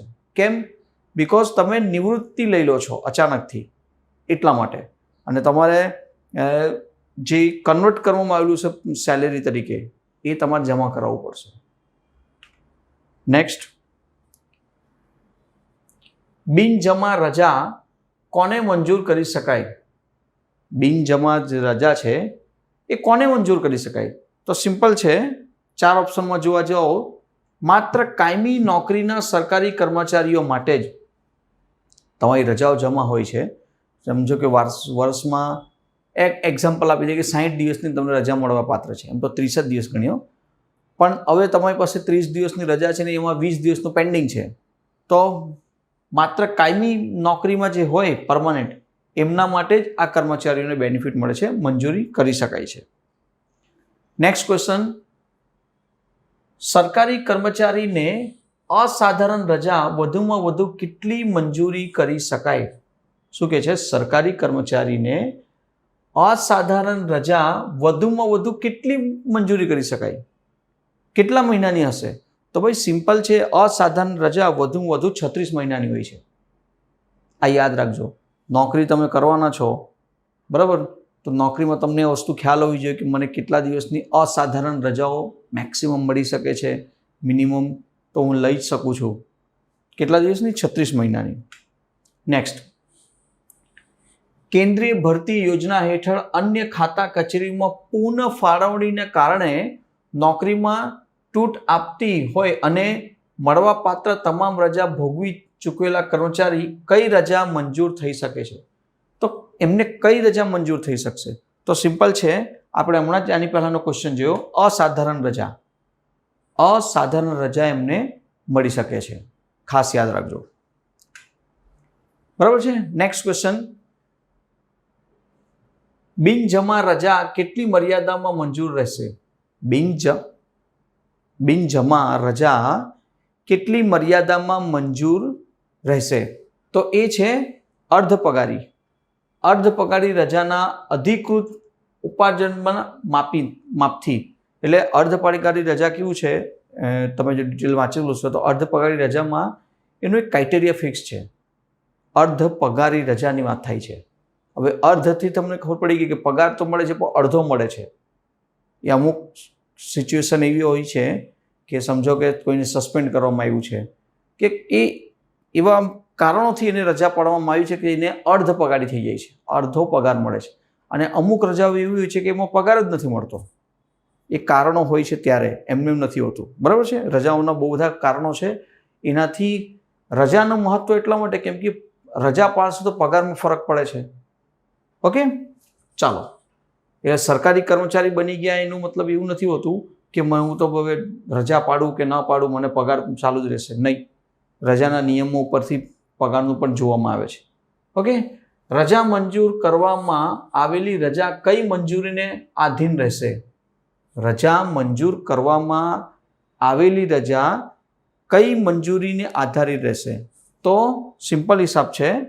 રજાનો હિસાબ રાખનાર સત્તાધિકારીની ખરાઈને આધીન, મતલબ રજા આપનાર જે અધિકારી છે એની એ સત્યતા કરે છે ત્યારની કાઉન્ટિંગ થશે. નેક્સ્ટ, થોડુંક લેક્ચર તમને બોરિંગ જેવું લાગતું હશે. બોરિંગ એટલા માટે લાગતું હશે કેમ કે તમે આ ટાઈપનું કદી વાંચવાનું નથી થયું. જો થિયરી વાંચી હશે તો આ બોરિંગ લાગશે જ નહીં. બરાબર છે. થિયરી ન વાંચ્યું હોય તો બોરિંગ લાગશે. એટલે જેટલા લોકો પાસે બુક નથી અને ખાલી MCQ વાંચે છે તો એમને 100% સમજ જ નહીં પડશે, એ પહેલાં કહી દઈએ. ઓકે, પણ તો બી કોશિશ કરો, ક્વેશ્ચનને સમજો અને ઓપ્શનને સમજો, આન્સર તમને ખબર યાદ રહી જશે. તાત્કાલિક નિમણૂક કરાયેલ વ્યક્તિને સરકારી નોકરીમાંથી છૂટા કરવામાં શું ન થવું જોઈએ? શું કે છે? તાત્કાલિક નિમણૂક કરેલ વ્યક્તિને સરકારી નોકરીમાંથી છૂટા કરવામાં શું ન થવું જોઈએ? તો સિમ્પલ છે. તપાસ બદલી નોંધ. તપાસ બદલી નોંધ તો આવતી જ નથી, આવે છે અનુચિત વિલંબ. છૂટા કરવાનું છે તો પછી એને વિલંબ નથી કરવાનું. તમારે એને 2-4 દિવસ કે અઠવાડિયાની અંદર એનું નોકરીમાંથી છૂટા કરવાના છે તો એનું જે પણ કરવાનું છે ફટાફટ કરવું જરૂરી છે. બરાબર છે. એ નિયમ છે એક. નેક્સ્ટ અને છેલ્લો ક્વેશ્ચન. રૂપાંતરિત રજા દરમિયાન કર્મચારી સ્વૈચ્છિક રીતે ફરજ પર હાજર થયા વિના નિવૃત્ત થવાની પરવાનગી મળે તો રૂપાંતરિત રજાની ગણતરી કેવી રીતે થશે? એણે રજા પર છે અને ભાઈ સાહેબને હાજર પણ નથી થવું અને હવે નિવૃત્તિ લઈ લેવું છે, મારે આવું જ નથી, તો એ શું કરશે એ સમયમાં? તો એ સમયમાં એને અર્ધ પગારી રજા તરીકે કાઉન્ટ કરવામાં આવશે. અર્ધ પગારી રજા તરીકે કાઉન્ટ થશે અને પછી એનું નિવૃત્તિની જે પ્રોસેસ છે એ પૂરી થશે. બરાબર છે.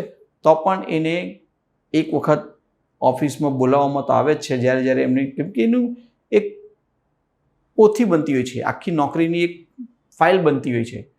એ ફાઇલ જોવાની, સમજવાની એમને પણ જરૂર છે. કેમ કે જો પેન્શન અધિકારી હશે તો એમનું પેન્શન શું ગ્રેજ્યુએટી મળવાની છે, કેટલી મળવાની, શું મળવાનું છે, બધી વસ્તુનું એને એક નાની વસ્તુઓ જોવી પડતી હોય છે. બરાબર. તો ઘરે બેઠા બેઠા બધી વસ્તુ નથી થતી. આ ક્વેશ્ચન એ સમજાવવા માંગે છે તમને. બરાબર છે મિત્રો.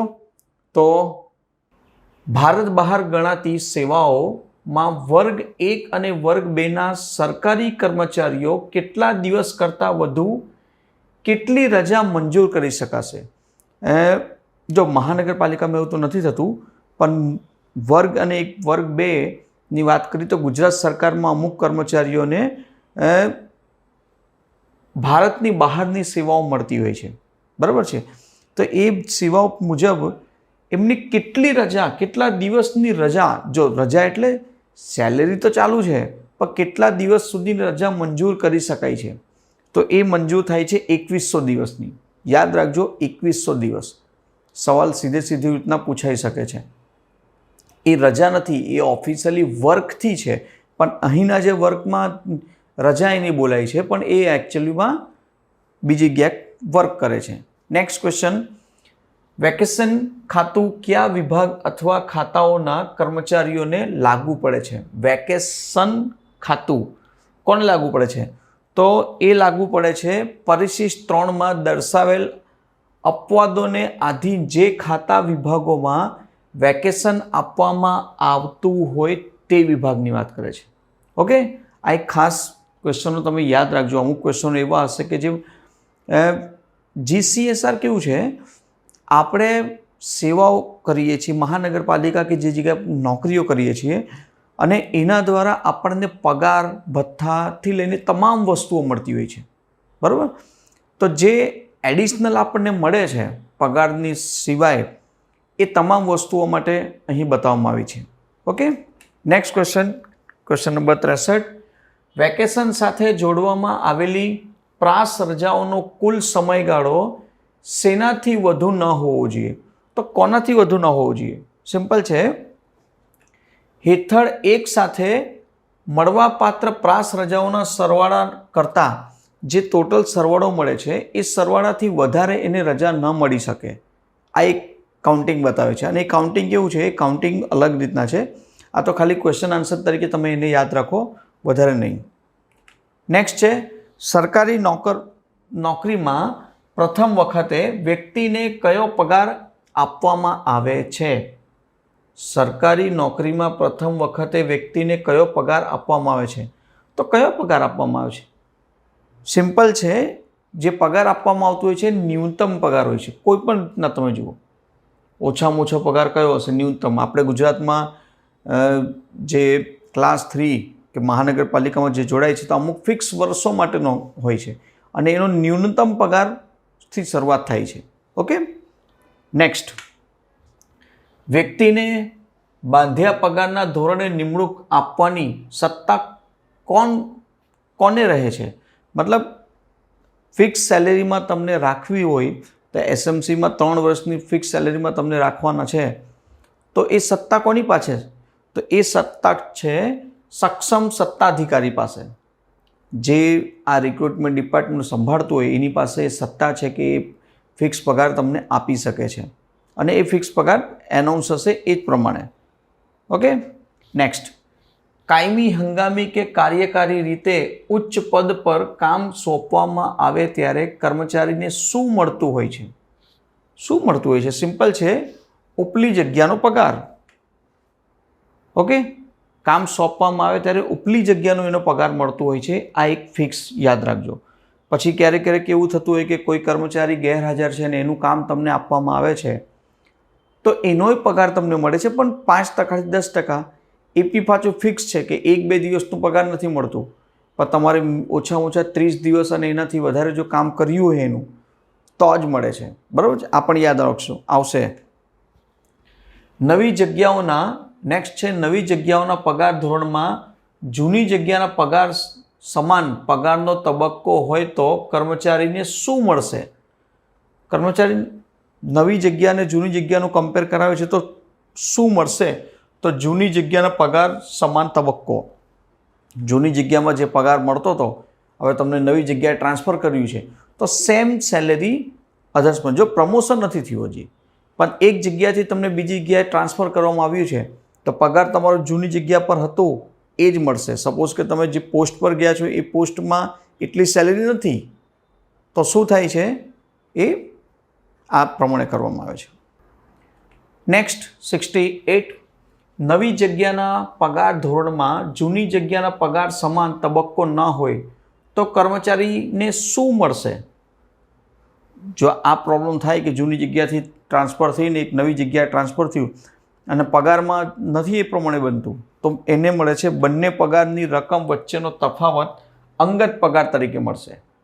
એક જગ્યાએ સમજો માની લે કે 50,000 છે ને એક જગ્યાએ 45,000 છે અને જૂની જગ્યાનો પગાર એનો 50,000 છે, તો 5,000નું જે ડિફરન્સ આવ્યું એ કેવી રીતના મળશે?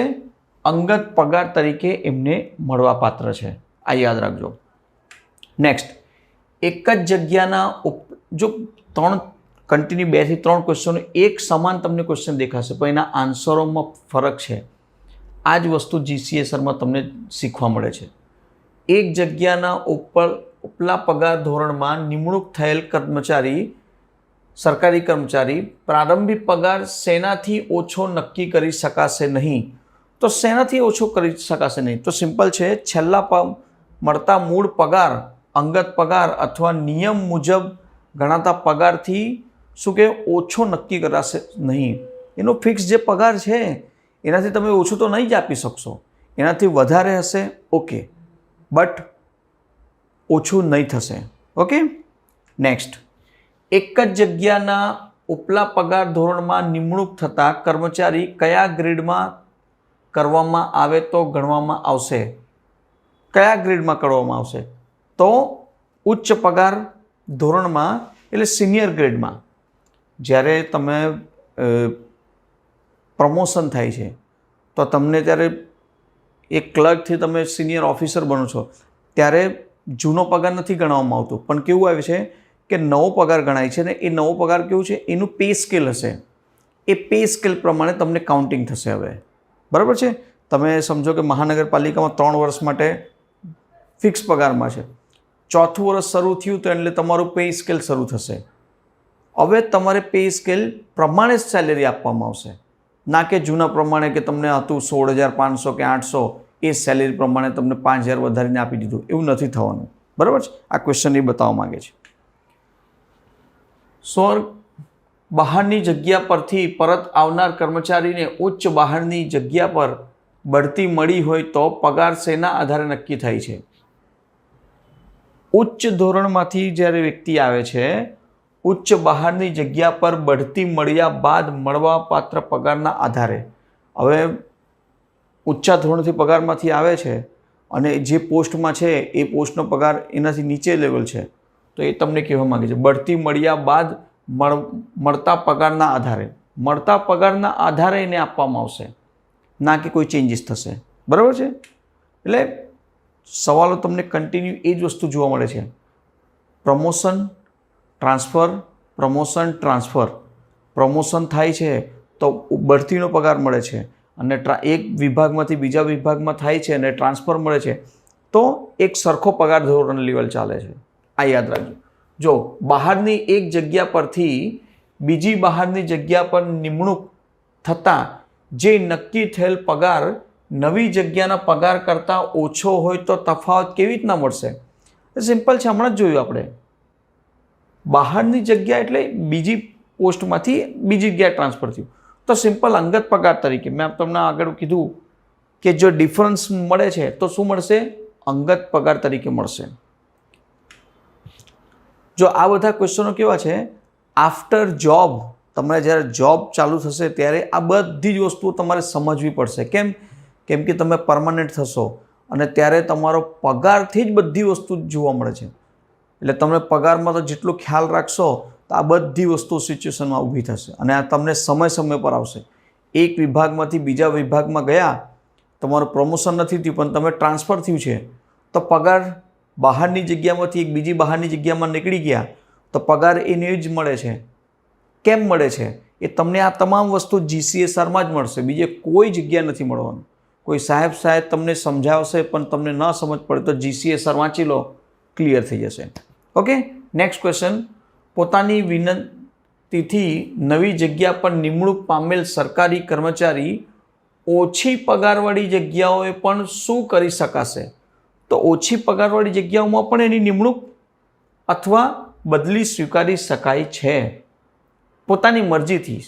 ઓછી પગારવાળી, સમજો કે કોઈનો પગાર 50,000 છે અને એ હવે પોતાની સ્વેચ્છાથી બીજા વિભાગમાં જવા માંગે છે અને ત્યાં ભલે 5,000 પગાર ઓછો મળતો હોય પણ એ જવા તૈયાર છે, તો એ સ્વીકારી શકે છે. ઓકે. નેક્સ્ટ, અજમાઈશ સમય 1 વર્ષ કે તેથી ઓછો હોય અને અજમાઈશની શરતો પૂર્ણ થાય તો અજમાઈશ કર્મચારી શું મળવા પાત્ર છે? તો અજમાઈશ કર્મચારીને પગાર ધોરણનો ન્યૂનતમ અથવા બાંધેલો પગાર. અજમાઈશ ન્યૂનતમ પગાર જે ફિક્સ છે તે, અથવા તો તમે ફિક્સ પગાર કર્યું છે એટલું તો એ મળવા પાત્ર ફરજિયાત છે, એમાં ચેન્જ કરી શકશો નહીં. નેક્સ્ટ, જુનિયર અને સિનિયર બંને કર્મચારીઓ કયા સંવર્ગના હોવા જોઈએ? તો જુનિયર અને સિનિયર બધા એક જ લેવલના હશે, એક જ સંવર્ગના. ઓકે. હવે જુનિયર સિનિયરનો ફરક હોય છે, પણ બંનેનું કામકાજ એક જ લેવલનું જોવા મળશે તમને.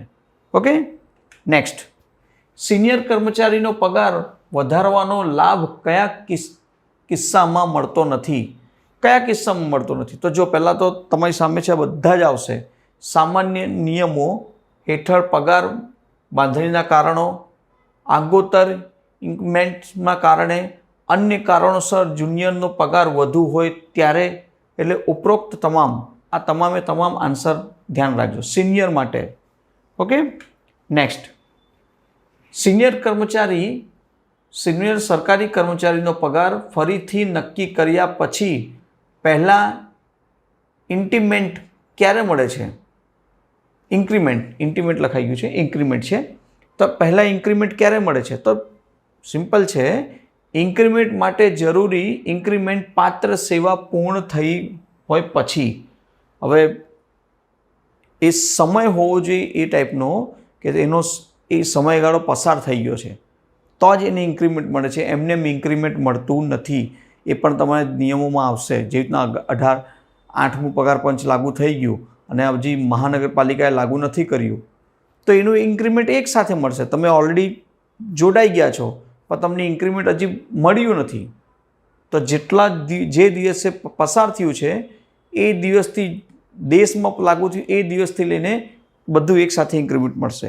એ તમે નોકરીએ લાગશો એટલે તમને આ ઇન્ક્રીમેન્ટ વિશે ક્લિયર ખબર પડી જશે. જ્યારે તમને હાથમાં આવશે એની ગણતરી કેલ્ક્યુલેશન સાથે તમને મળશે.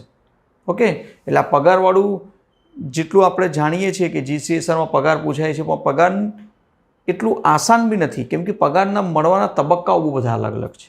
ઓકે, મુદ્દતી જગ્યા અથવા અન્ય ખાસ જગ્યા ધારણ કરનાર સરકારી કર્મચારી પછીના નિયમોનો લાભ મળશે? પછીના નિયમોનો લાભ મળશે? હા કે ના? હા હંમેશા માત્ર મંજૂરીથી માત્ર એક જ વર્ષ માટે. રોંગ, મળશે જ નહીં, ખોટું. ઓકે, મુદ્દતી જગ્યા અથવા અન્ય ખાસ જગ્યા ધારણ કરનાર સરકારી કર્મચારી પછીના નિયમોનો લાભ મળશે? કદી નહીં મળશે. ઓકે, એ લાભ નહીં મળશે એવી રીતના. નેક્સ્ટ, ભથ્થા શબ્દમાં કયા ભથ્થાનો સમાવેશ થાય છે? ભથ્થા શબ્દમાં કયા ભથ્થાનો સમાવેશ થાય છે? તો ઘણા બધા ભથ્થાઓ મળે છે. પગારની સાથે સાથે તમને જો મળે છે તો પગાર, મોંઘવારી ભથ્થું, અન્ય ભથ્થા તથા ઘર ભાડા ભથ્થું, સ્થાનિક વળતર ભથ્થું, વાહન વ્યવહાર ભથ્થું, એવા તો બહુ બધા ભથ્થાઓ છે કે તમને જે ભથ્થા મળવા પાત્ર છે. એટલે આ ઓપ્શન આવશે, ઓપ્શન નંબર સી. નેક્સ્ટ છે, કાર્યકારી બઢતી આપતા પહેલાં શું કરવું આવશ્યક છે? તો જ્યારે પણ એને બઢતી મળે છે, પ્રમોશન મળે છે, ત્યારે એના બધા અધિકારીઓની જ્યેષ્ઠતા તપાસવી અને જરૂરી હોય તો કર્મચારી બઢતી અપાય છે. પહેલાં તો અધિકારીઓની જ્યેષ્ઠતા એ કયો લેવલનો અધિકારી છે એને પ્રમોશન આપવાની છે તો પ્રમોશન આપવા માટે અમુક નિયમ છે કે આટલા વર્ષની સેવા થઈ ગઈ, પૂરી થઈ હશે પછી જ એને પ્રમોશન મળે છે. ઇન્ટરનલ એક્ઝામ ગણો કે ન ગણો, જે પણ તમે સમજી શકો છો. શરૂઆતી તો ઇન્ટરનલ એક્ઝામ આવે છે અને પછી એક સમય પછી પ્રમોશન મળતું હોય છે એક્ઝામ વગર. ઓકે, એ હજી વાર છે, આપણે એ લેવલ પર નથી હજી જવાના.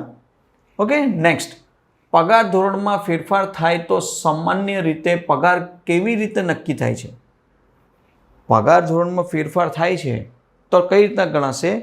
તો પછી ગણાશે નવા પગાર ધોરણ આગળની તબક્કે. તમને સિમ્પલ છે, પ્રમોશન મળી ગયું છે અને પ્રમોશન મળે છે તો યાદ રાખજો, પ્રમોશન મળતા તમારા પગારમાં પણ વધારો થાય છે કે ફેરફાર થાય છે. આ એક વસ્તુ ખાસ. ઓકે, નેક્સ્ટ, કર્મચારીને જૂનો પગાર ચાલુ રાખવાનો વિકલ્પ ક્યારે મળશે? જૂનો પગાર એને ચાલુ રાખવું છે તો એ વિકલ્પ ક્યારે મળશે? તો એ વિકલ્પ મળશે પગાર ધોરણમાં ફેરફાર વખતે. પગાર ધોરણનો ફેરફાર થાય છે અને એને વિકલ્પ આપવામાં આવે છે અને જો એ વિકલ્પ એક્સેપ્ટ કરે છે તો વેલ એન્ડ ગુડ, થઈ શકે છે આરામથી, કોઈ ઇસ્યુ નથી. ઓકે, નેક્સ્ટ, કર્મચારીને ઉપલી જગ્યાએ નિયમિત અથવા કાર્યકારી ધોરણે મૂકવામાં આવ્યો હોય તો શું માનવામાં આવશે? શું કહે છે? ઉપલી જગ્યાએ નિયમિત અથવા કાર્યકારી ધોરણે મૂકવામાં આવે તો શું ગણાશે? તો ગણાશે ઉપલી જગ્યા ધારણ કરતો.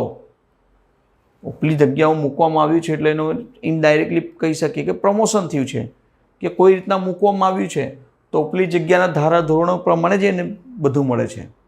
ઓકે, જે રીતના આપણે વાત કરીએ કે રાષ્ટ્રપતિ અને ઉપરાષ્ટ્રપતિ, હવે રાષ્ટ્રપતિ દેશમાં નથી હમણાં હાલ ફિલહાલ, કશેક બહાર ગયા છે, તો એક અઠવાડિયા માટે ઉપરાષ્ટ્રપતિને રાષ્ટ્રપતિ બનાવવામાં આવ્યું નિયમ પ્રમાણે બંધારણના. તો સિમ્પલ, ઉપરાષ્ટ્રપતિનો પગાર નથી મળતો, રાષ્ટ્રપતિનો પગાર ઉપરાષ્ટ્રપતિને મળશે એક અઠવાડિયાનો. આ નિયમ છે બંધારણનો. ઓકે, એ પ્રમાણે. નેક્સ્ટ 84, પગાર ધોરણમાં ફેરફારના કિસ્સામાં જૂનો પગાર ચાલુ રાખવાનો વિકલ્પ કોના નિર્ણય પર આધારિત છે? જૂનો પગાર મારે ચાલુ રાખવું છે તો કોના નિર્ણય પર? ભાઈ, કર્મચારીને પૂછવામાં આવે છે કે તમારો આ જે પગાર છે એ કન્ટિન્યુ રાખવું છે કે પછી જે નવો પગાર શરૂ થવાનો છે તે રાખીએ. હવે એને દેખાય છે સ્પષ્ટ કે નવો પગારમાં મને નુકસાન થાય છે, તો એ જૂનો પગાર ચાલુ રાખી શકે છે. એ કર્મચારીના ઉપર છે ડિપેન્ડ. એ કર્મચારી ફાઇનલ કરશે, એની સિગ્નેચર કરશે, પછી આગળ પ્રોસેસ થાય છે. નેક્સ્ટ, કર્મચારીએ પગાર નક્કી કરવાનો વિકલ્પ ક્યારે આપવું જોઈએ? તો સિમ્પલ છે, લેખિતમાં સ્પષ્ટ રીતે. આપણે વિભાગ દ્વારા લેખિતમાં આવે છે ને તમારે પણ એને સાઇન કરીને લેખિતમાં જ વિભાગને પરત કરવું પડે છે, તો જ એ ફાઇનલી જજમેન્ટ કહેવાય છે. નેક્સ્ટ, નીચલા પગાર ધોરણમાં ઉતારતી વખતે અધિકારી કર્મચારીને શું આપી શકે છે? નીચલા પગાર ધોરણમાં એને ઉતારવામાં આવે છે તો અધિકારી કર્મચારીને શું આપી શકે છે? તો અધિકારી કર્મચારીને આપી શકે છે ઊંચા પગાર ધોરણ કરતાં વધુ ન હોય તેવો કોઈ પણ પગાર. નીચલા પગારમાં ગયો છે, સમજો 45,000માં ગયો છે, પણ એને 50ની ઉપરનો પગાર નહીં આપશે, પણ 45ની જગ્યાએ 50નો પગાર તો આપી શકે છે. એ આ ક્વેશ્ચન તમને દર્શાવવા માંગે છે. નેક્સ્ટ, થોડોક પગારવાળું કોમ્પ્લિકેટેડ તમને લાગશે, તમને ખ્યાલ આવશે કે GCR થોડું અઘરું પડે છે, પણ અઘરું નથી. તમે એને ખરેખર જો એક એમ્પ્લોય તરીકે સમજશો કે મને પગાર મળે છે તો પગારમાં ડિફરન્ટ ટાઈપના પ્રોબ્લેમ્સ ક્રિએટ થતા હોય છે. તમે જો એ સમજી જશો તો તમને આરામથી ખબર પડશે કે નહીં પગારમાં શું સિચ્યુએશન હોય છે અને કઈ રીતના સોલ્વ થાય છે. બરાબર? જો તમે થિયરી પગાર ધોરણ GCSRની કમ્પ્લીટ વાંચી હશે તો તમને મળશે એનો આન્સર. નેક્સ્ટ, નીચલા પગાર ધોરણમાં ઉતારતી વખતે અધિકારી કર્મચારીને શું આપી શકે છે? શું આપી શકે છે? ઊંચા પગાર ધોરણ કરતાં વધુ ન હોય તેવો કોઈ પણ પગાર. ઉપલા ધોરણમાં એમણે તમને કીધું તે પ્રમાણે. તાલીમ અથવા અભ્યાસક્રમ. નેક્સ્ટ છે, તાલીમ અથવા અભ્યાસક્રમ દરમિયાન કર્મચારીનો કયો પગાર મળે છે? કયો પગાર મળશે? સિમ્પલ છે, તાલીમ અને અભ્યાસક્રમ દરમિયાન તો અગાઉ મળવાનો પગાર. હમણાં મને પ્રમોશન મળશે એમ સમજો, મેં હજી જોઈનિંગ નથી કર્યું પણ મને પહેલાં મને ટ્રેનિંગમાં મોકલી દીધું. ઓકે, તો મને જે પગાર મળતો હતો એ જ પગારમાં મને ટ્રેનિંગ અપાવી દીધી અને જ્યારે મેં જોઈનિંગ કરું છું ત્યાર પછી મારો નવો પગાર શરૂ થશે જે ડેટથી જોઈનિંગ કરી છે. પણ ટ્રેનિંગ પહેલાં આપે છે તો પગાર જૂનો મળશે, જોઈનિંગ પછી ટ્રેનિંગ આપે છે તો જે નવો પગાર હશે એ મળશે. સ્પષ્ટ છે આ વસ્તુ. નેક્સ્ટ, તાલીમ માટે મોકલાયેલ કર્મચારીને કાર્યકારી નિમણૂક આપી શકાય છે? તો યસ, ઓબ્વિયસલી કાર્યકારી સક્ષમ અધિકારી યોગ્ય માને તો. હવે તમને પ્રમોશન મળી ગયું છે, તમને ટ્રેનિંગમાં મોકલવાનું છે તો તમને એ તાલીમમાં મોકલવા માટે તમને એ કાર્યકારી કર્મચારી બનાવી શકે છે? જો એમને લાગે છે કે નહીં બનાવી શકીએ આપણે, એનામાં એટલું નોલેજ છે, ઓકે, અને તમને પગાર શરૂ થઈ ગયો નવો. નેક્સ્ટ, નીચેના પૈકી કયો સમય ઇન્ક્રીમેન્ટ માટે ગણવામાં આવે છે? કયો સમય ઇન્ક્રીમેન્ટ માટે ગણવામાં આવે છે? તો અસાધારણ રજા સિવાયની રજાઓનો સમય એ ઇન્ક્રીમેન્ટ માટે ગણવામાં આવે છે. યાદ રાખજો, સવાલને ધ્યાનથી સમજજો તો જ તમને આન્સર ખ્યાલ આવશે. બરાબર છે? કેમ કે એમ સમજો GCSRમાં 8થી 10 ક્વેશ્ચનો પૂછાવાના છે. હવે 8થી 10 ક્વેશ્ચનો પૂછાય અને આપણે એક પણ ન કરી શકીએ તો યાદ રાખજો પાસ તો થઈ ગયા પણ જોઈનિંગ માટે જે 1 થી 2 માર્ક્સમાં આપણે રહી જઈશું તો બહુ અફસોસ થશે. બરાબર છે મિત્રો? તો MCQ જે તમને આપવામાં આવે છે એને પરફેક્ટ કરો. ગમે તો લાઈક કરો, શેર કરો મિત્રોને, કે ઘણા બધા મિત્રો જોઉં છું હું, જુએ તો છે વિડીયો પણ એને શેર નથી કરતા. જો તમને ખરેખર વિડીયો ગમે છે તો બધાને શેર કરો. બરાબર છે? કન્ટિન્યુ નંબર ક્વેશ્ચન આપેલા છે અને ગુજરાત મુલકી સેવા નિયમો 2002 મુજબ એટલે કે ગુજરાત સરકારમાં જે ગવર્મેન્ટ જોબની તૈયારી કરે છે એમના માટે અમુક નિયમો હોય છે. પગાર, ભથ્થા કે ભથ્થાઓ સિવાય હોમ એલાઉન્સીસ, રજાઓની વાત કરીએ કે અન્ય બહુ બધી વસ્તુઓ, એવા 8 ચેપ્ટરો છે. 8 ચેપ્ટરોમાંથી આ MCQ 1 by 1 તમને મળે છે. બરાબર? બાય ચાન્સ જ કોઈ ક્વેશ્ચન તમને રિપીટ જોવા મળશે, અધરવાઇઝ બધા ક્વેશ્ચનો નવા છે. અને એ મોસ્ટ IMP તરીકે અમે કાઢીએ છીએ જે તમને એક્ઝામમાં પૂછાઈ શકે એ પ્રમાણે. બરાબર? અને મેક્સિમમ 8થી 10 સવાલ આવશે એ ઉદ્દેશથી આપણે આને મૂકીએ છીએ. નેક્સ્ટ, તો સવાલ શરૂ કરીએ. ચાલો તો ક્વેશ્ચન શરૂ કરીએ. ઇન્ક્રીમેન્ટ માટે નીચેના પૈકી કયો સમય ગણાય છે? ઇન્ક્રીમેન્ટ માટે તો જો ઇન્ક્રીમેન્ટનું વાત કરીએ તો તમારે જ્યારે એની તાલીમ અને પ્રશિક્ષણમાં ગાળેલો જે સમય છે એની સાથે સાથે આ ઇન્ક્રીમેન્ટ માટેનો સમય ગણાય છે. ઓકે, નેક્સ્ટ, જો જે ઇઝી ક્વેશ્ચન હશે એમાં બહુ વધારે ટાઈમ ન બગાડીને તમે ABCD તમે ક્વેશ્ચન વાંચો, પુશ કરો વિડીયોને, તમારી રીતના આન્સર પણ આપો, પછી હું તમને તરત ને તરત આન્સર પણ આપીશું. ચાલો, ઉચ્ચ હોદ્દા પરથી નીચલા હોદ્દા પર ફરી નિમણૂક થાય તો ઇન્ક્રીમેન્ટ માટે કઈ સેવાઓ સમય ગણાશે? મતલબ કઈ સેવાઓનો સમય ગણાશે?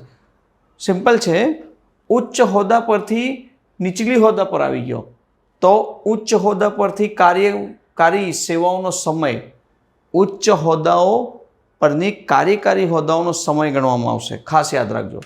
નેક્સ્ટ, રાજ્ય બહારની સેવાઓ સમય કયા હેતુ માટે ગણવામાં આવશે?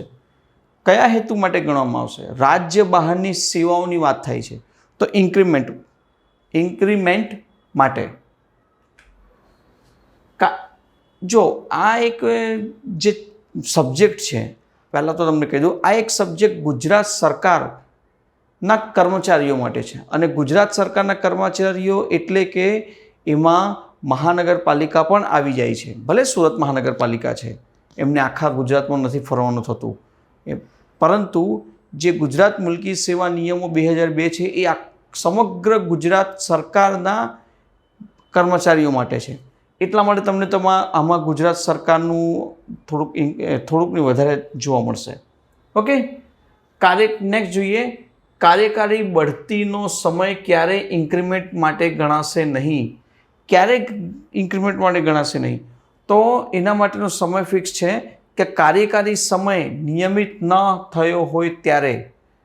કાર્યકારી સમય નિયમિત ન થયો હોય ત્યારે કાર્યકારી બઢતીનો સમય ક્યારે ઇન્ક્રીમેન્ટ ગણાશે નહીં.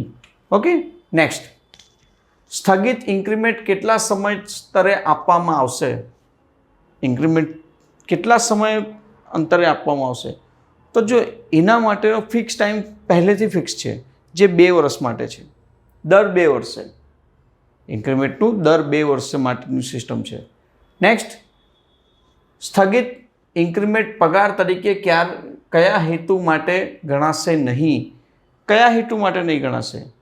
તો ઇન્ક્રીમેન્ટની વાત કરીએ તો પેન્શન માટે નહીં ગણાશે, રજા પગાર માટે નહીં ગણાશે, મોંઘવારી માટે પણ નહીં ગણાશે. તો ઉપરના બધા આન્સર શું આવશે? ઉપરના તમામ. બાય ચાન્સ આ ઓપ્શન નહીં હોય અને આમાંથી એક જ કોઈ આપ્યું હોય તો તમારે એ પ્રમાણે પસંદ કરજો. બરાબર છે? ઓપ્શન જે પ્રમાણે સિસ્ટમ સેટ કરેલું હોય આપણે એ પ્રમાણે આન્સર આપવાનું છે. નેક્સ્ટ, હડતાલને કારણે ફરજ પરથી ગેરહાજર રહેલ કર્મચારીને શું મળશે નહીં? શું મળશે નહીં? ભાઈ, ચૂકવવાપાત્ર પગાર અને ભથ્થા. સપોઝ કે તમે વર્કિંગ ડેના દિવસે હડતાલ પર આવી ગયા તો એ દિવસનો પગાર અને એ દિવસનો ભથ્થો મળશે નહીં. બરાબર છે? નેક્સ્ટ, અપરિપક્વ ઇન્ક્રીમેન્ટ કોણ રોકી શકે છે? અપરિપક્વ ઇન્ક્રીમેન્ટ કોણ રોકી શકે? તો સિમ્પલ છે, પગાર નક્કી કરવાની સત્તા ધરાવતો અધિકારી, જે પગાર નક્કી કરે છે એક ડિપાર્ટમેન્ટનો હેડ હશે, એ ડિપાર્ટમેન્ટલ હેડ હશે જે બધાનું નક્કી કરે છે ક્યારે શું મળશે ક્યારે શું નહીં મળશે. હવે એ જ એના માટે એક અધિકારી હોય છે. ઓકે. નેક્સ્ટ, સસ્પેન્શન દરમિયાન મળતો પગાર કયો ગણાય? તમે સસ્પેન્ડ થઈ ગયા છો તો સસ્પેન્શન દરમિયાન તમને કયો પગાર મળે છે? તો જીવન નિર્વાહ ભથ્થું આપણે એને કહીએ ગુજરાતીમાં, એ મળશે. ઠીક છે, જીવન નિર્વાહ ભથ્થું જ ખાલી મળે છે. એમ સમજો ઘણામાં તો એવું થતું હોય કે એને હાફ પગાર મળતું હોય કે ભાઈ તું ગુજારો કરી શકે, તું સસ્પેન્ડ રહે 1 વર્ષ 2 વર્ષ 5 વર્ષ 10 વર્ષ ખબર નહીં, આખું સસ્પેન્શનમાં જ નીકળી જાય છે, કેમ કે એને એવા કાર્યો કરી રહ્યા હશે તો એને સસ્પેન્ડ કરવામાં આવે છે. નેક્સ્ટ જોઈએ, 10 વર્ષ અથવા તેથી વધુ સળંગ સેવા હોય તો કેટલા ઇન્ક્રીમેન્ટ કપાશે? 3 ઇન્ક્રીમેન્ટ. કેટલા કપાશે? 3 ઇન્ક્રીમેન્ટ કપાશે. આ યાદ રાખજો, કન્ટિન્યુ 10 વર્ષની સેવા થઈ હોય ત્યારે. નેક્સ્ટ, એક કર્મચારીને એક સાથે 2 જગ્યાનો મહેનતાણું મળશે? એક કર્મચારીને 2 જગ્યાનું મહેનતાણું મળી શકે? કામ કરશે એના પણ અમુક નિયમો છે કે 30 દિવસ અને એના ઉપરનું કામ કરે તો એને 5% કે 10% મળે છે. એ બધા નિયમો તો છે જ, પણ એક વ્યક્તિ 2 જગ્યાનું કામ કરે તો મહેનતાણું મળે? તો જુઓ આન્સર શું છે, અપવાદરૂપ સંજોગો સિવાય નહીં. મેં તમને હમણાં કીધું ને 10% 5%, એવા અપવાદરૂપ સેવને છોડીને કશે નથી મળવાનું. સમજો કે બાજુનું ટેબલ તમે સંભાળો છો તો એનો પગાર મને મળવો જોઈએ કેમ કે એનું કામ પણ હું જ કરું છું, નહીં મળશે. નેક્સ્ટ, પોતાની જગ્યાની ફરજો ઉપરાંત વધારાની ફરજો બજાવતા વધારાનું મહેનતાણું ક્યારે મળશે? તો ક્યારે મળશે? જ્યારે વધારાની ફરજો પૂર્ણ રીતે બજાવ્યા પછી. પૂર્ણ રીતે બજાવ્યા પછી કે 1-2 દિવસ 5-10 દિવસનું નહીં, એ આખા મહિનાનું કામ તમે કરશો ત્યારે તમને એના માટે અમુક પર્સન્ટેજ ફિક્સ છે. બરાબર, થિયરી જો વાંચી હશે તો તમને એને કમ્પ્લીટલી ખબર પડશે. નેક્સ્ટ, પૂર્ણ નિયુક્ત કર્મચારીને બીજી જગ્યાનો કાર્યકારી હવાલો સોંપવામાં આવે તો કયો લાભ મળવા પાત્ર નથી? કાર્યકારી પગારનો લાભ મળવા પાત્ર નથી રહેતો એ. નેક્સ્ટ, ખાસ વધારાના પગાર માટે ખાલી જગ્યાનો સમયગાળો કેટલો હોવો જોઈએ? ભાઈ ખાલી જગ્યાનો સમયગાળો કંઈ નક્કી કર્યું હશે અને એ સમયગાળો આવે છે 10 દિવસ. કેટલા દિવસ? 10 દિવસથી વધુ તો બેનિફિટ મળે છે. સરકારી રહેઠાણ કોને, નેક્સ્ટ ક્વેશ્ચન છે, સરકારી રહેઠાણ કોને ફાળવી શકાય? સરકારી રહેઠાણ કોને મળે છે? બધાને જ ખબર છે, સરકારી કર્મચારીઓને. એના સિવાય બીજા કોઈને નથી મળતું. બરાબર છે. ક્યારે, નેક્સ્ટ બોલીએ તો ક્યારે સરકારી રહેઠાણ ફાળવી શકાશે? ક્યારે ફાળવી શકાય? સ્થાયી ફરજ પર હોય ત્યારે, મતલબ એ જે તે વ્યક્તિ પરમાનન્ટ ગવર્મેન્ટ એમ્પ્લોય હોય તો જ એને ફાળવી શકાય છે. બરાબર છે. નેક્સ્ટ,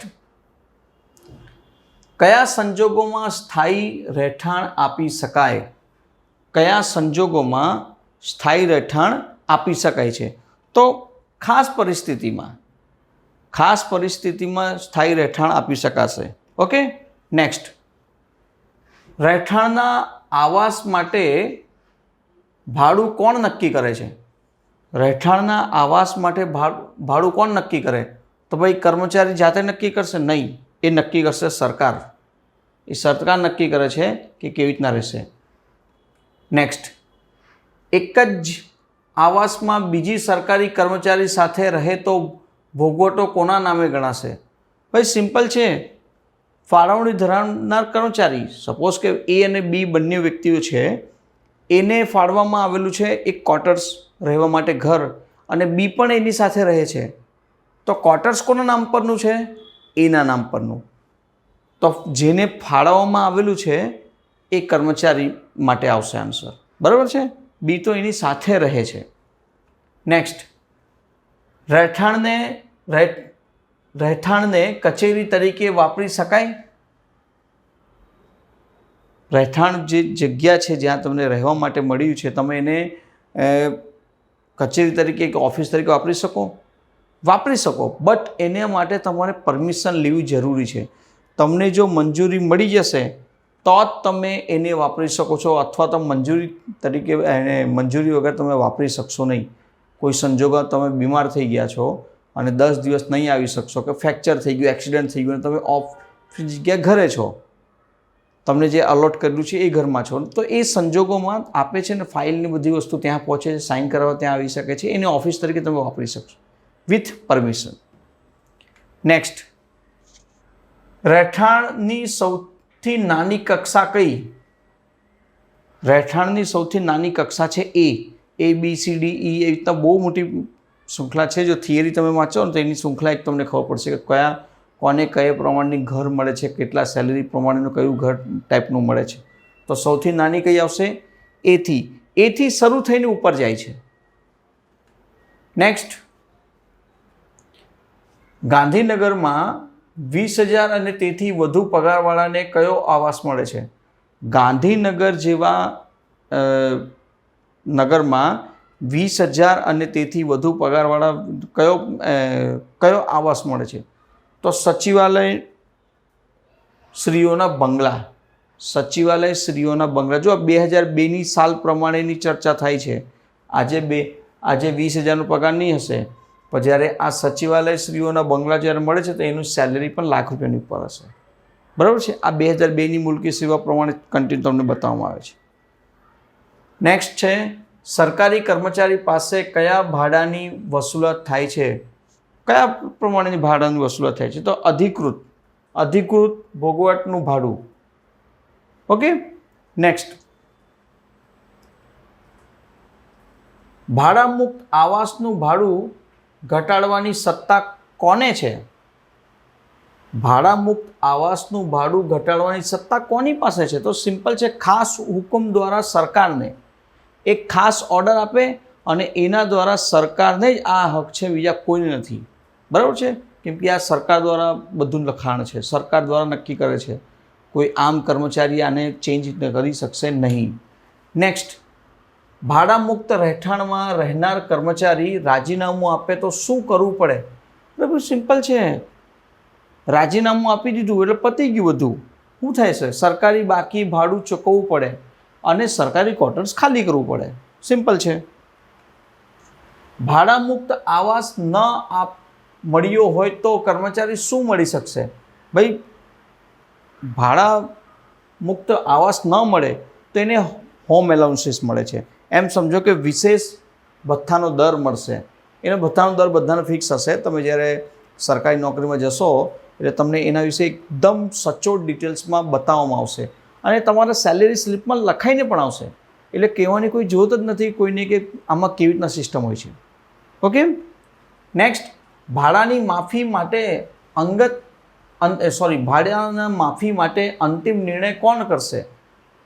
અંતિમ નિર્ણય પણ મેં તમને આગળ જે પણ સવાલ આવ્યા, અંતિમ નિર્ણય કોણ કરશે? વિભાગીય વડા નથી આવતો, સરકાર આવે છે.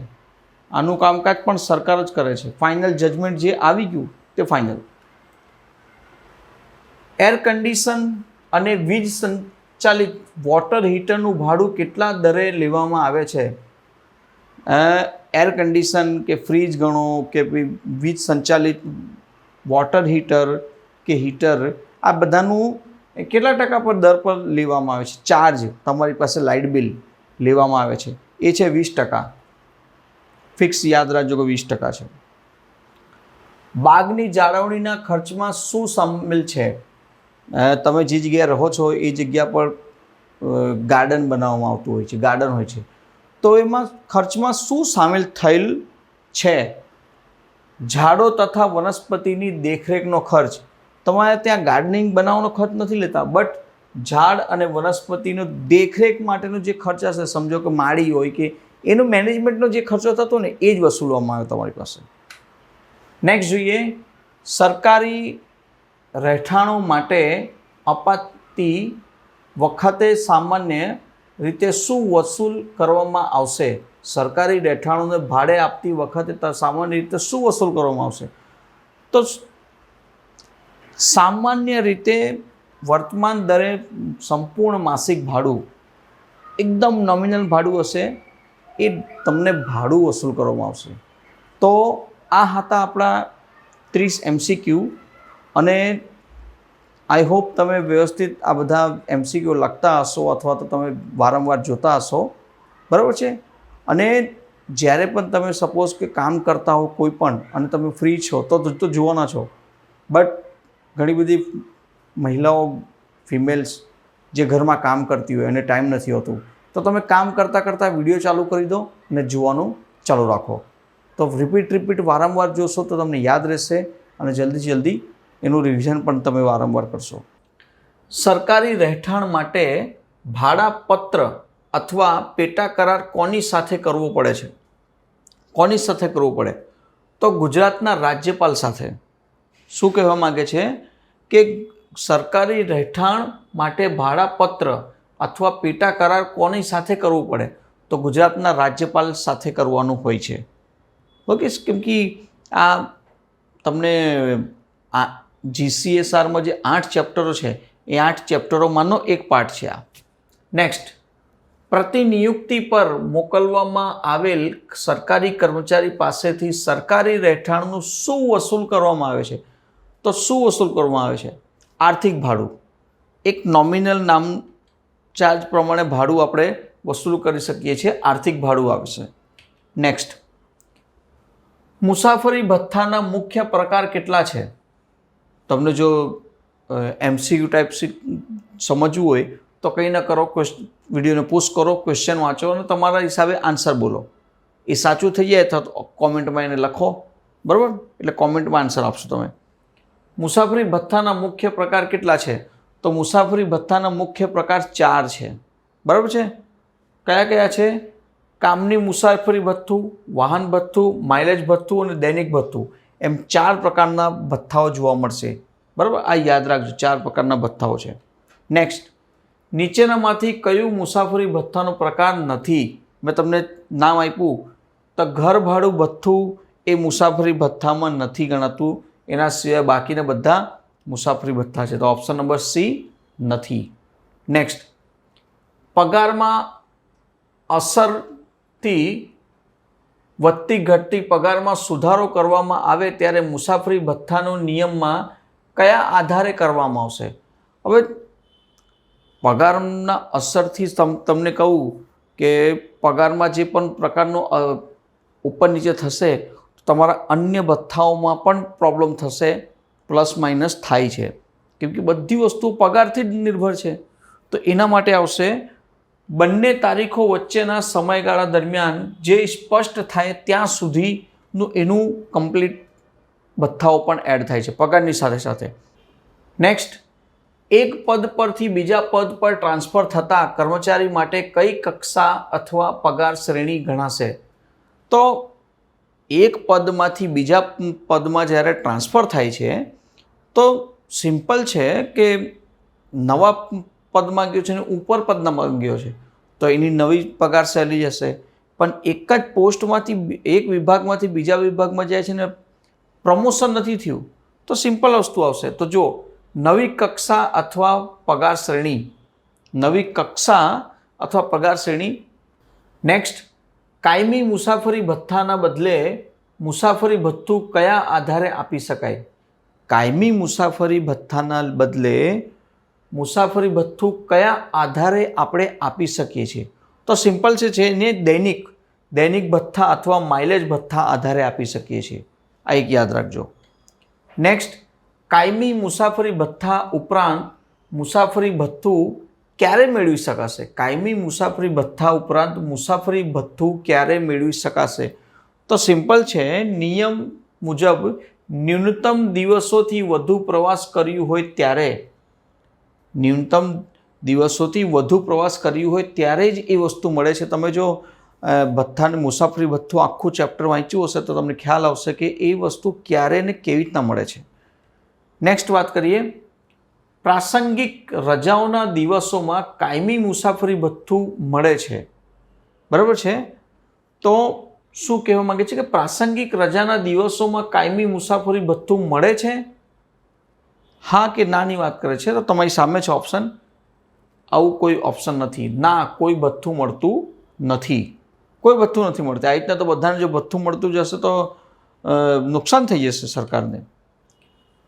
નવી નિમણૂકના દિવસે કાયમી મુસાફરી ભથ્થું ક્યારે મળવા પાત્ર બને છે? નવી નિમણૂકના દિવસે કાયમી મુસાફરી ભથ્થું ક્યારે મળવા પાત્ર બને છે?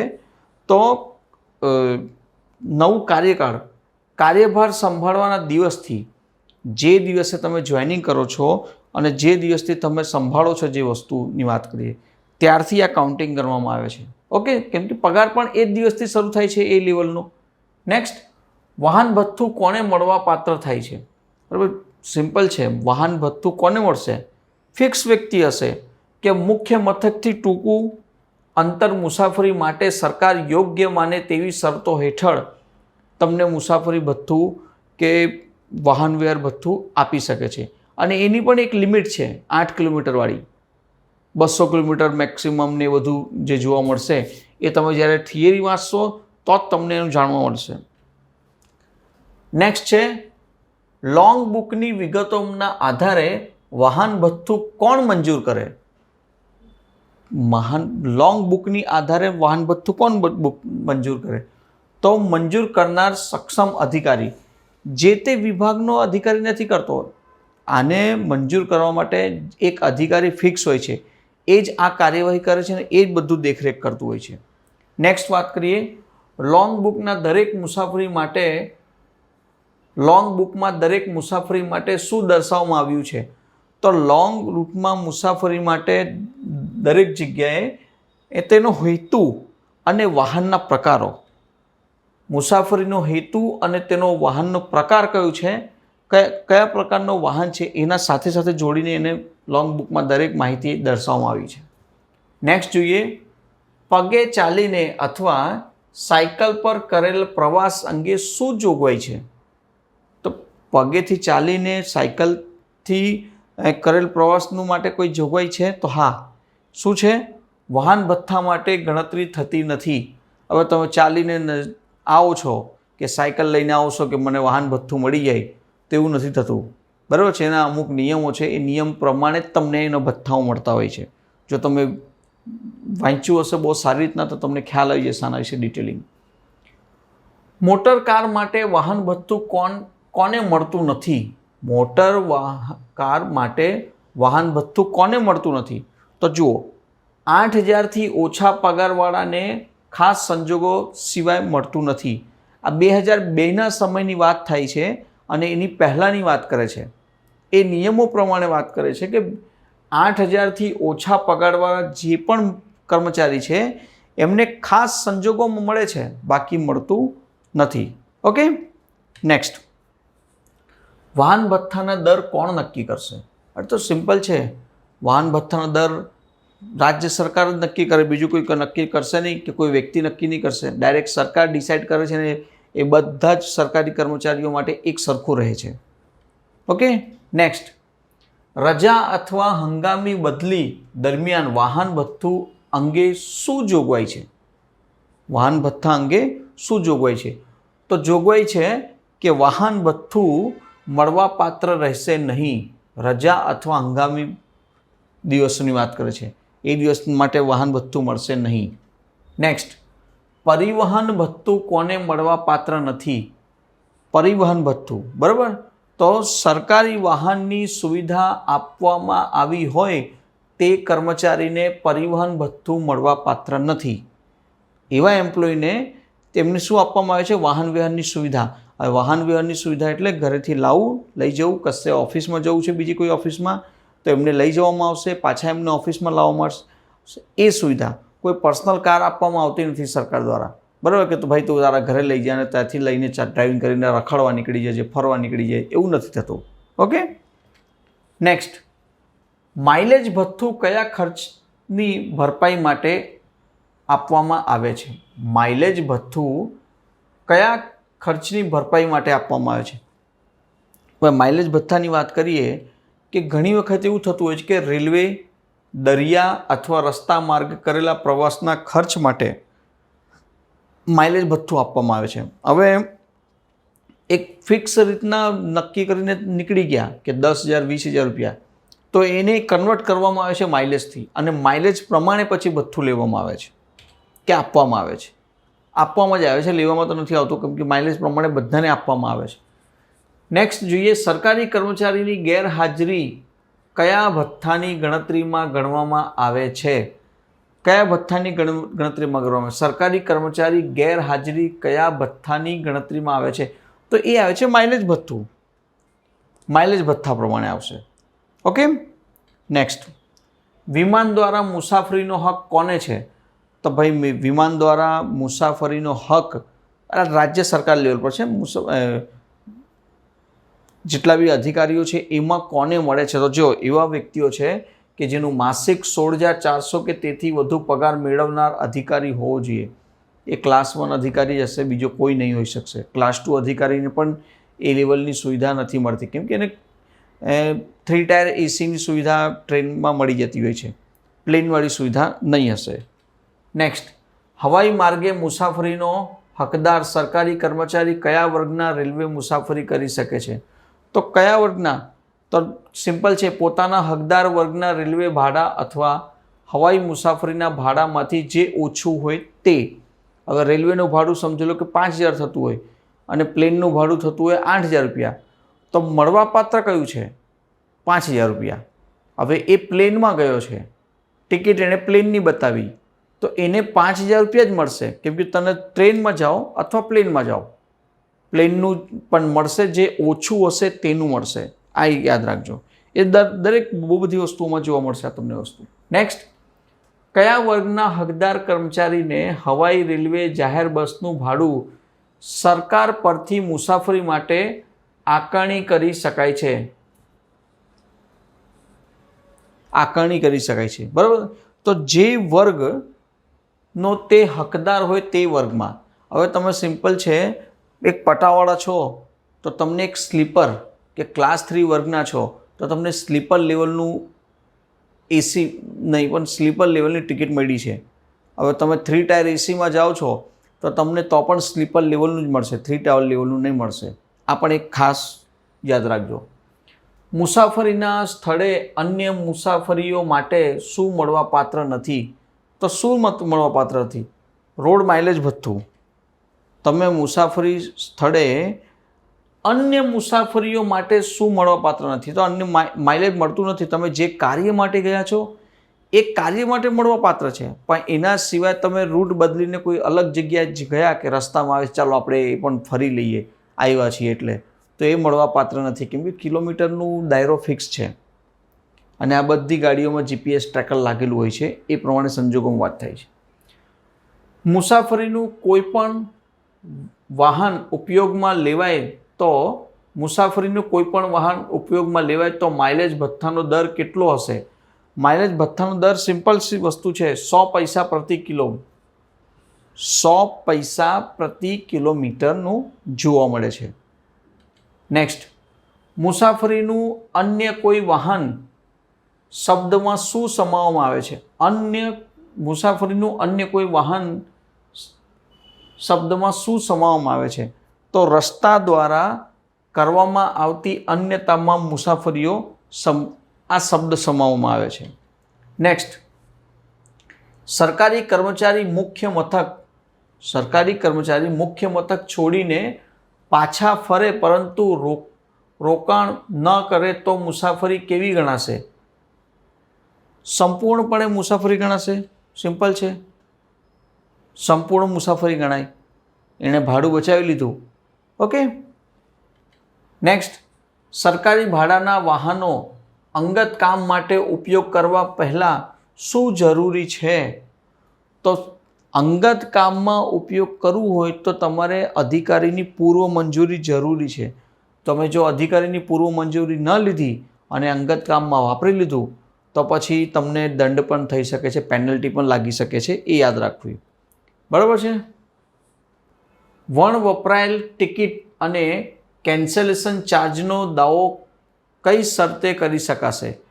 કઈ શરતે કરી શકાય? તો નિયંત્રણ અધિકારી યોગ્ય કારણ સ્વીકારે ત્યારે. તમે યોગ્ય કારણ બતાવવું જરૂરી છે, તો જ તમને એનું કેન્સલેશનનું એ ચાર્જ મળી શકે. સપોઝ કે તમને ઓફિસમાંથી ગયા છો અને સડનલી એવું થઈ ગયું છે કે અચાનકથી કહેવામાં આવ્યું ટિકિટ આપી દેવામાં આવી અને 1 કલાકમાં સ્ટેશન પહોંચવાનું છે ને એટલું બધો વરસાદ કે ટ્રાફિક છે કે તમે એ ટ્રાફિકના લીધે સ્ટેશન ન પહોંચી શક્યા, ટ્રેન છૂટી ગઈ. તો એવા સંજોગો, આવા વિશિષ્ટ સંજોગોનું તમને આ જોવા મળશે. બરાબર છે મિત્રો? જો તમને વિડીયો ગમી હોય તો લાઇક, શેર, સબસ્ક્રાઈબ કરજો ચેનલને અને મિત્રોને પણ બતાવજો. નમસ્કાર.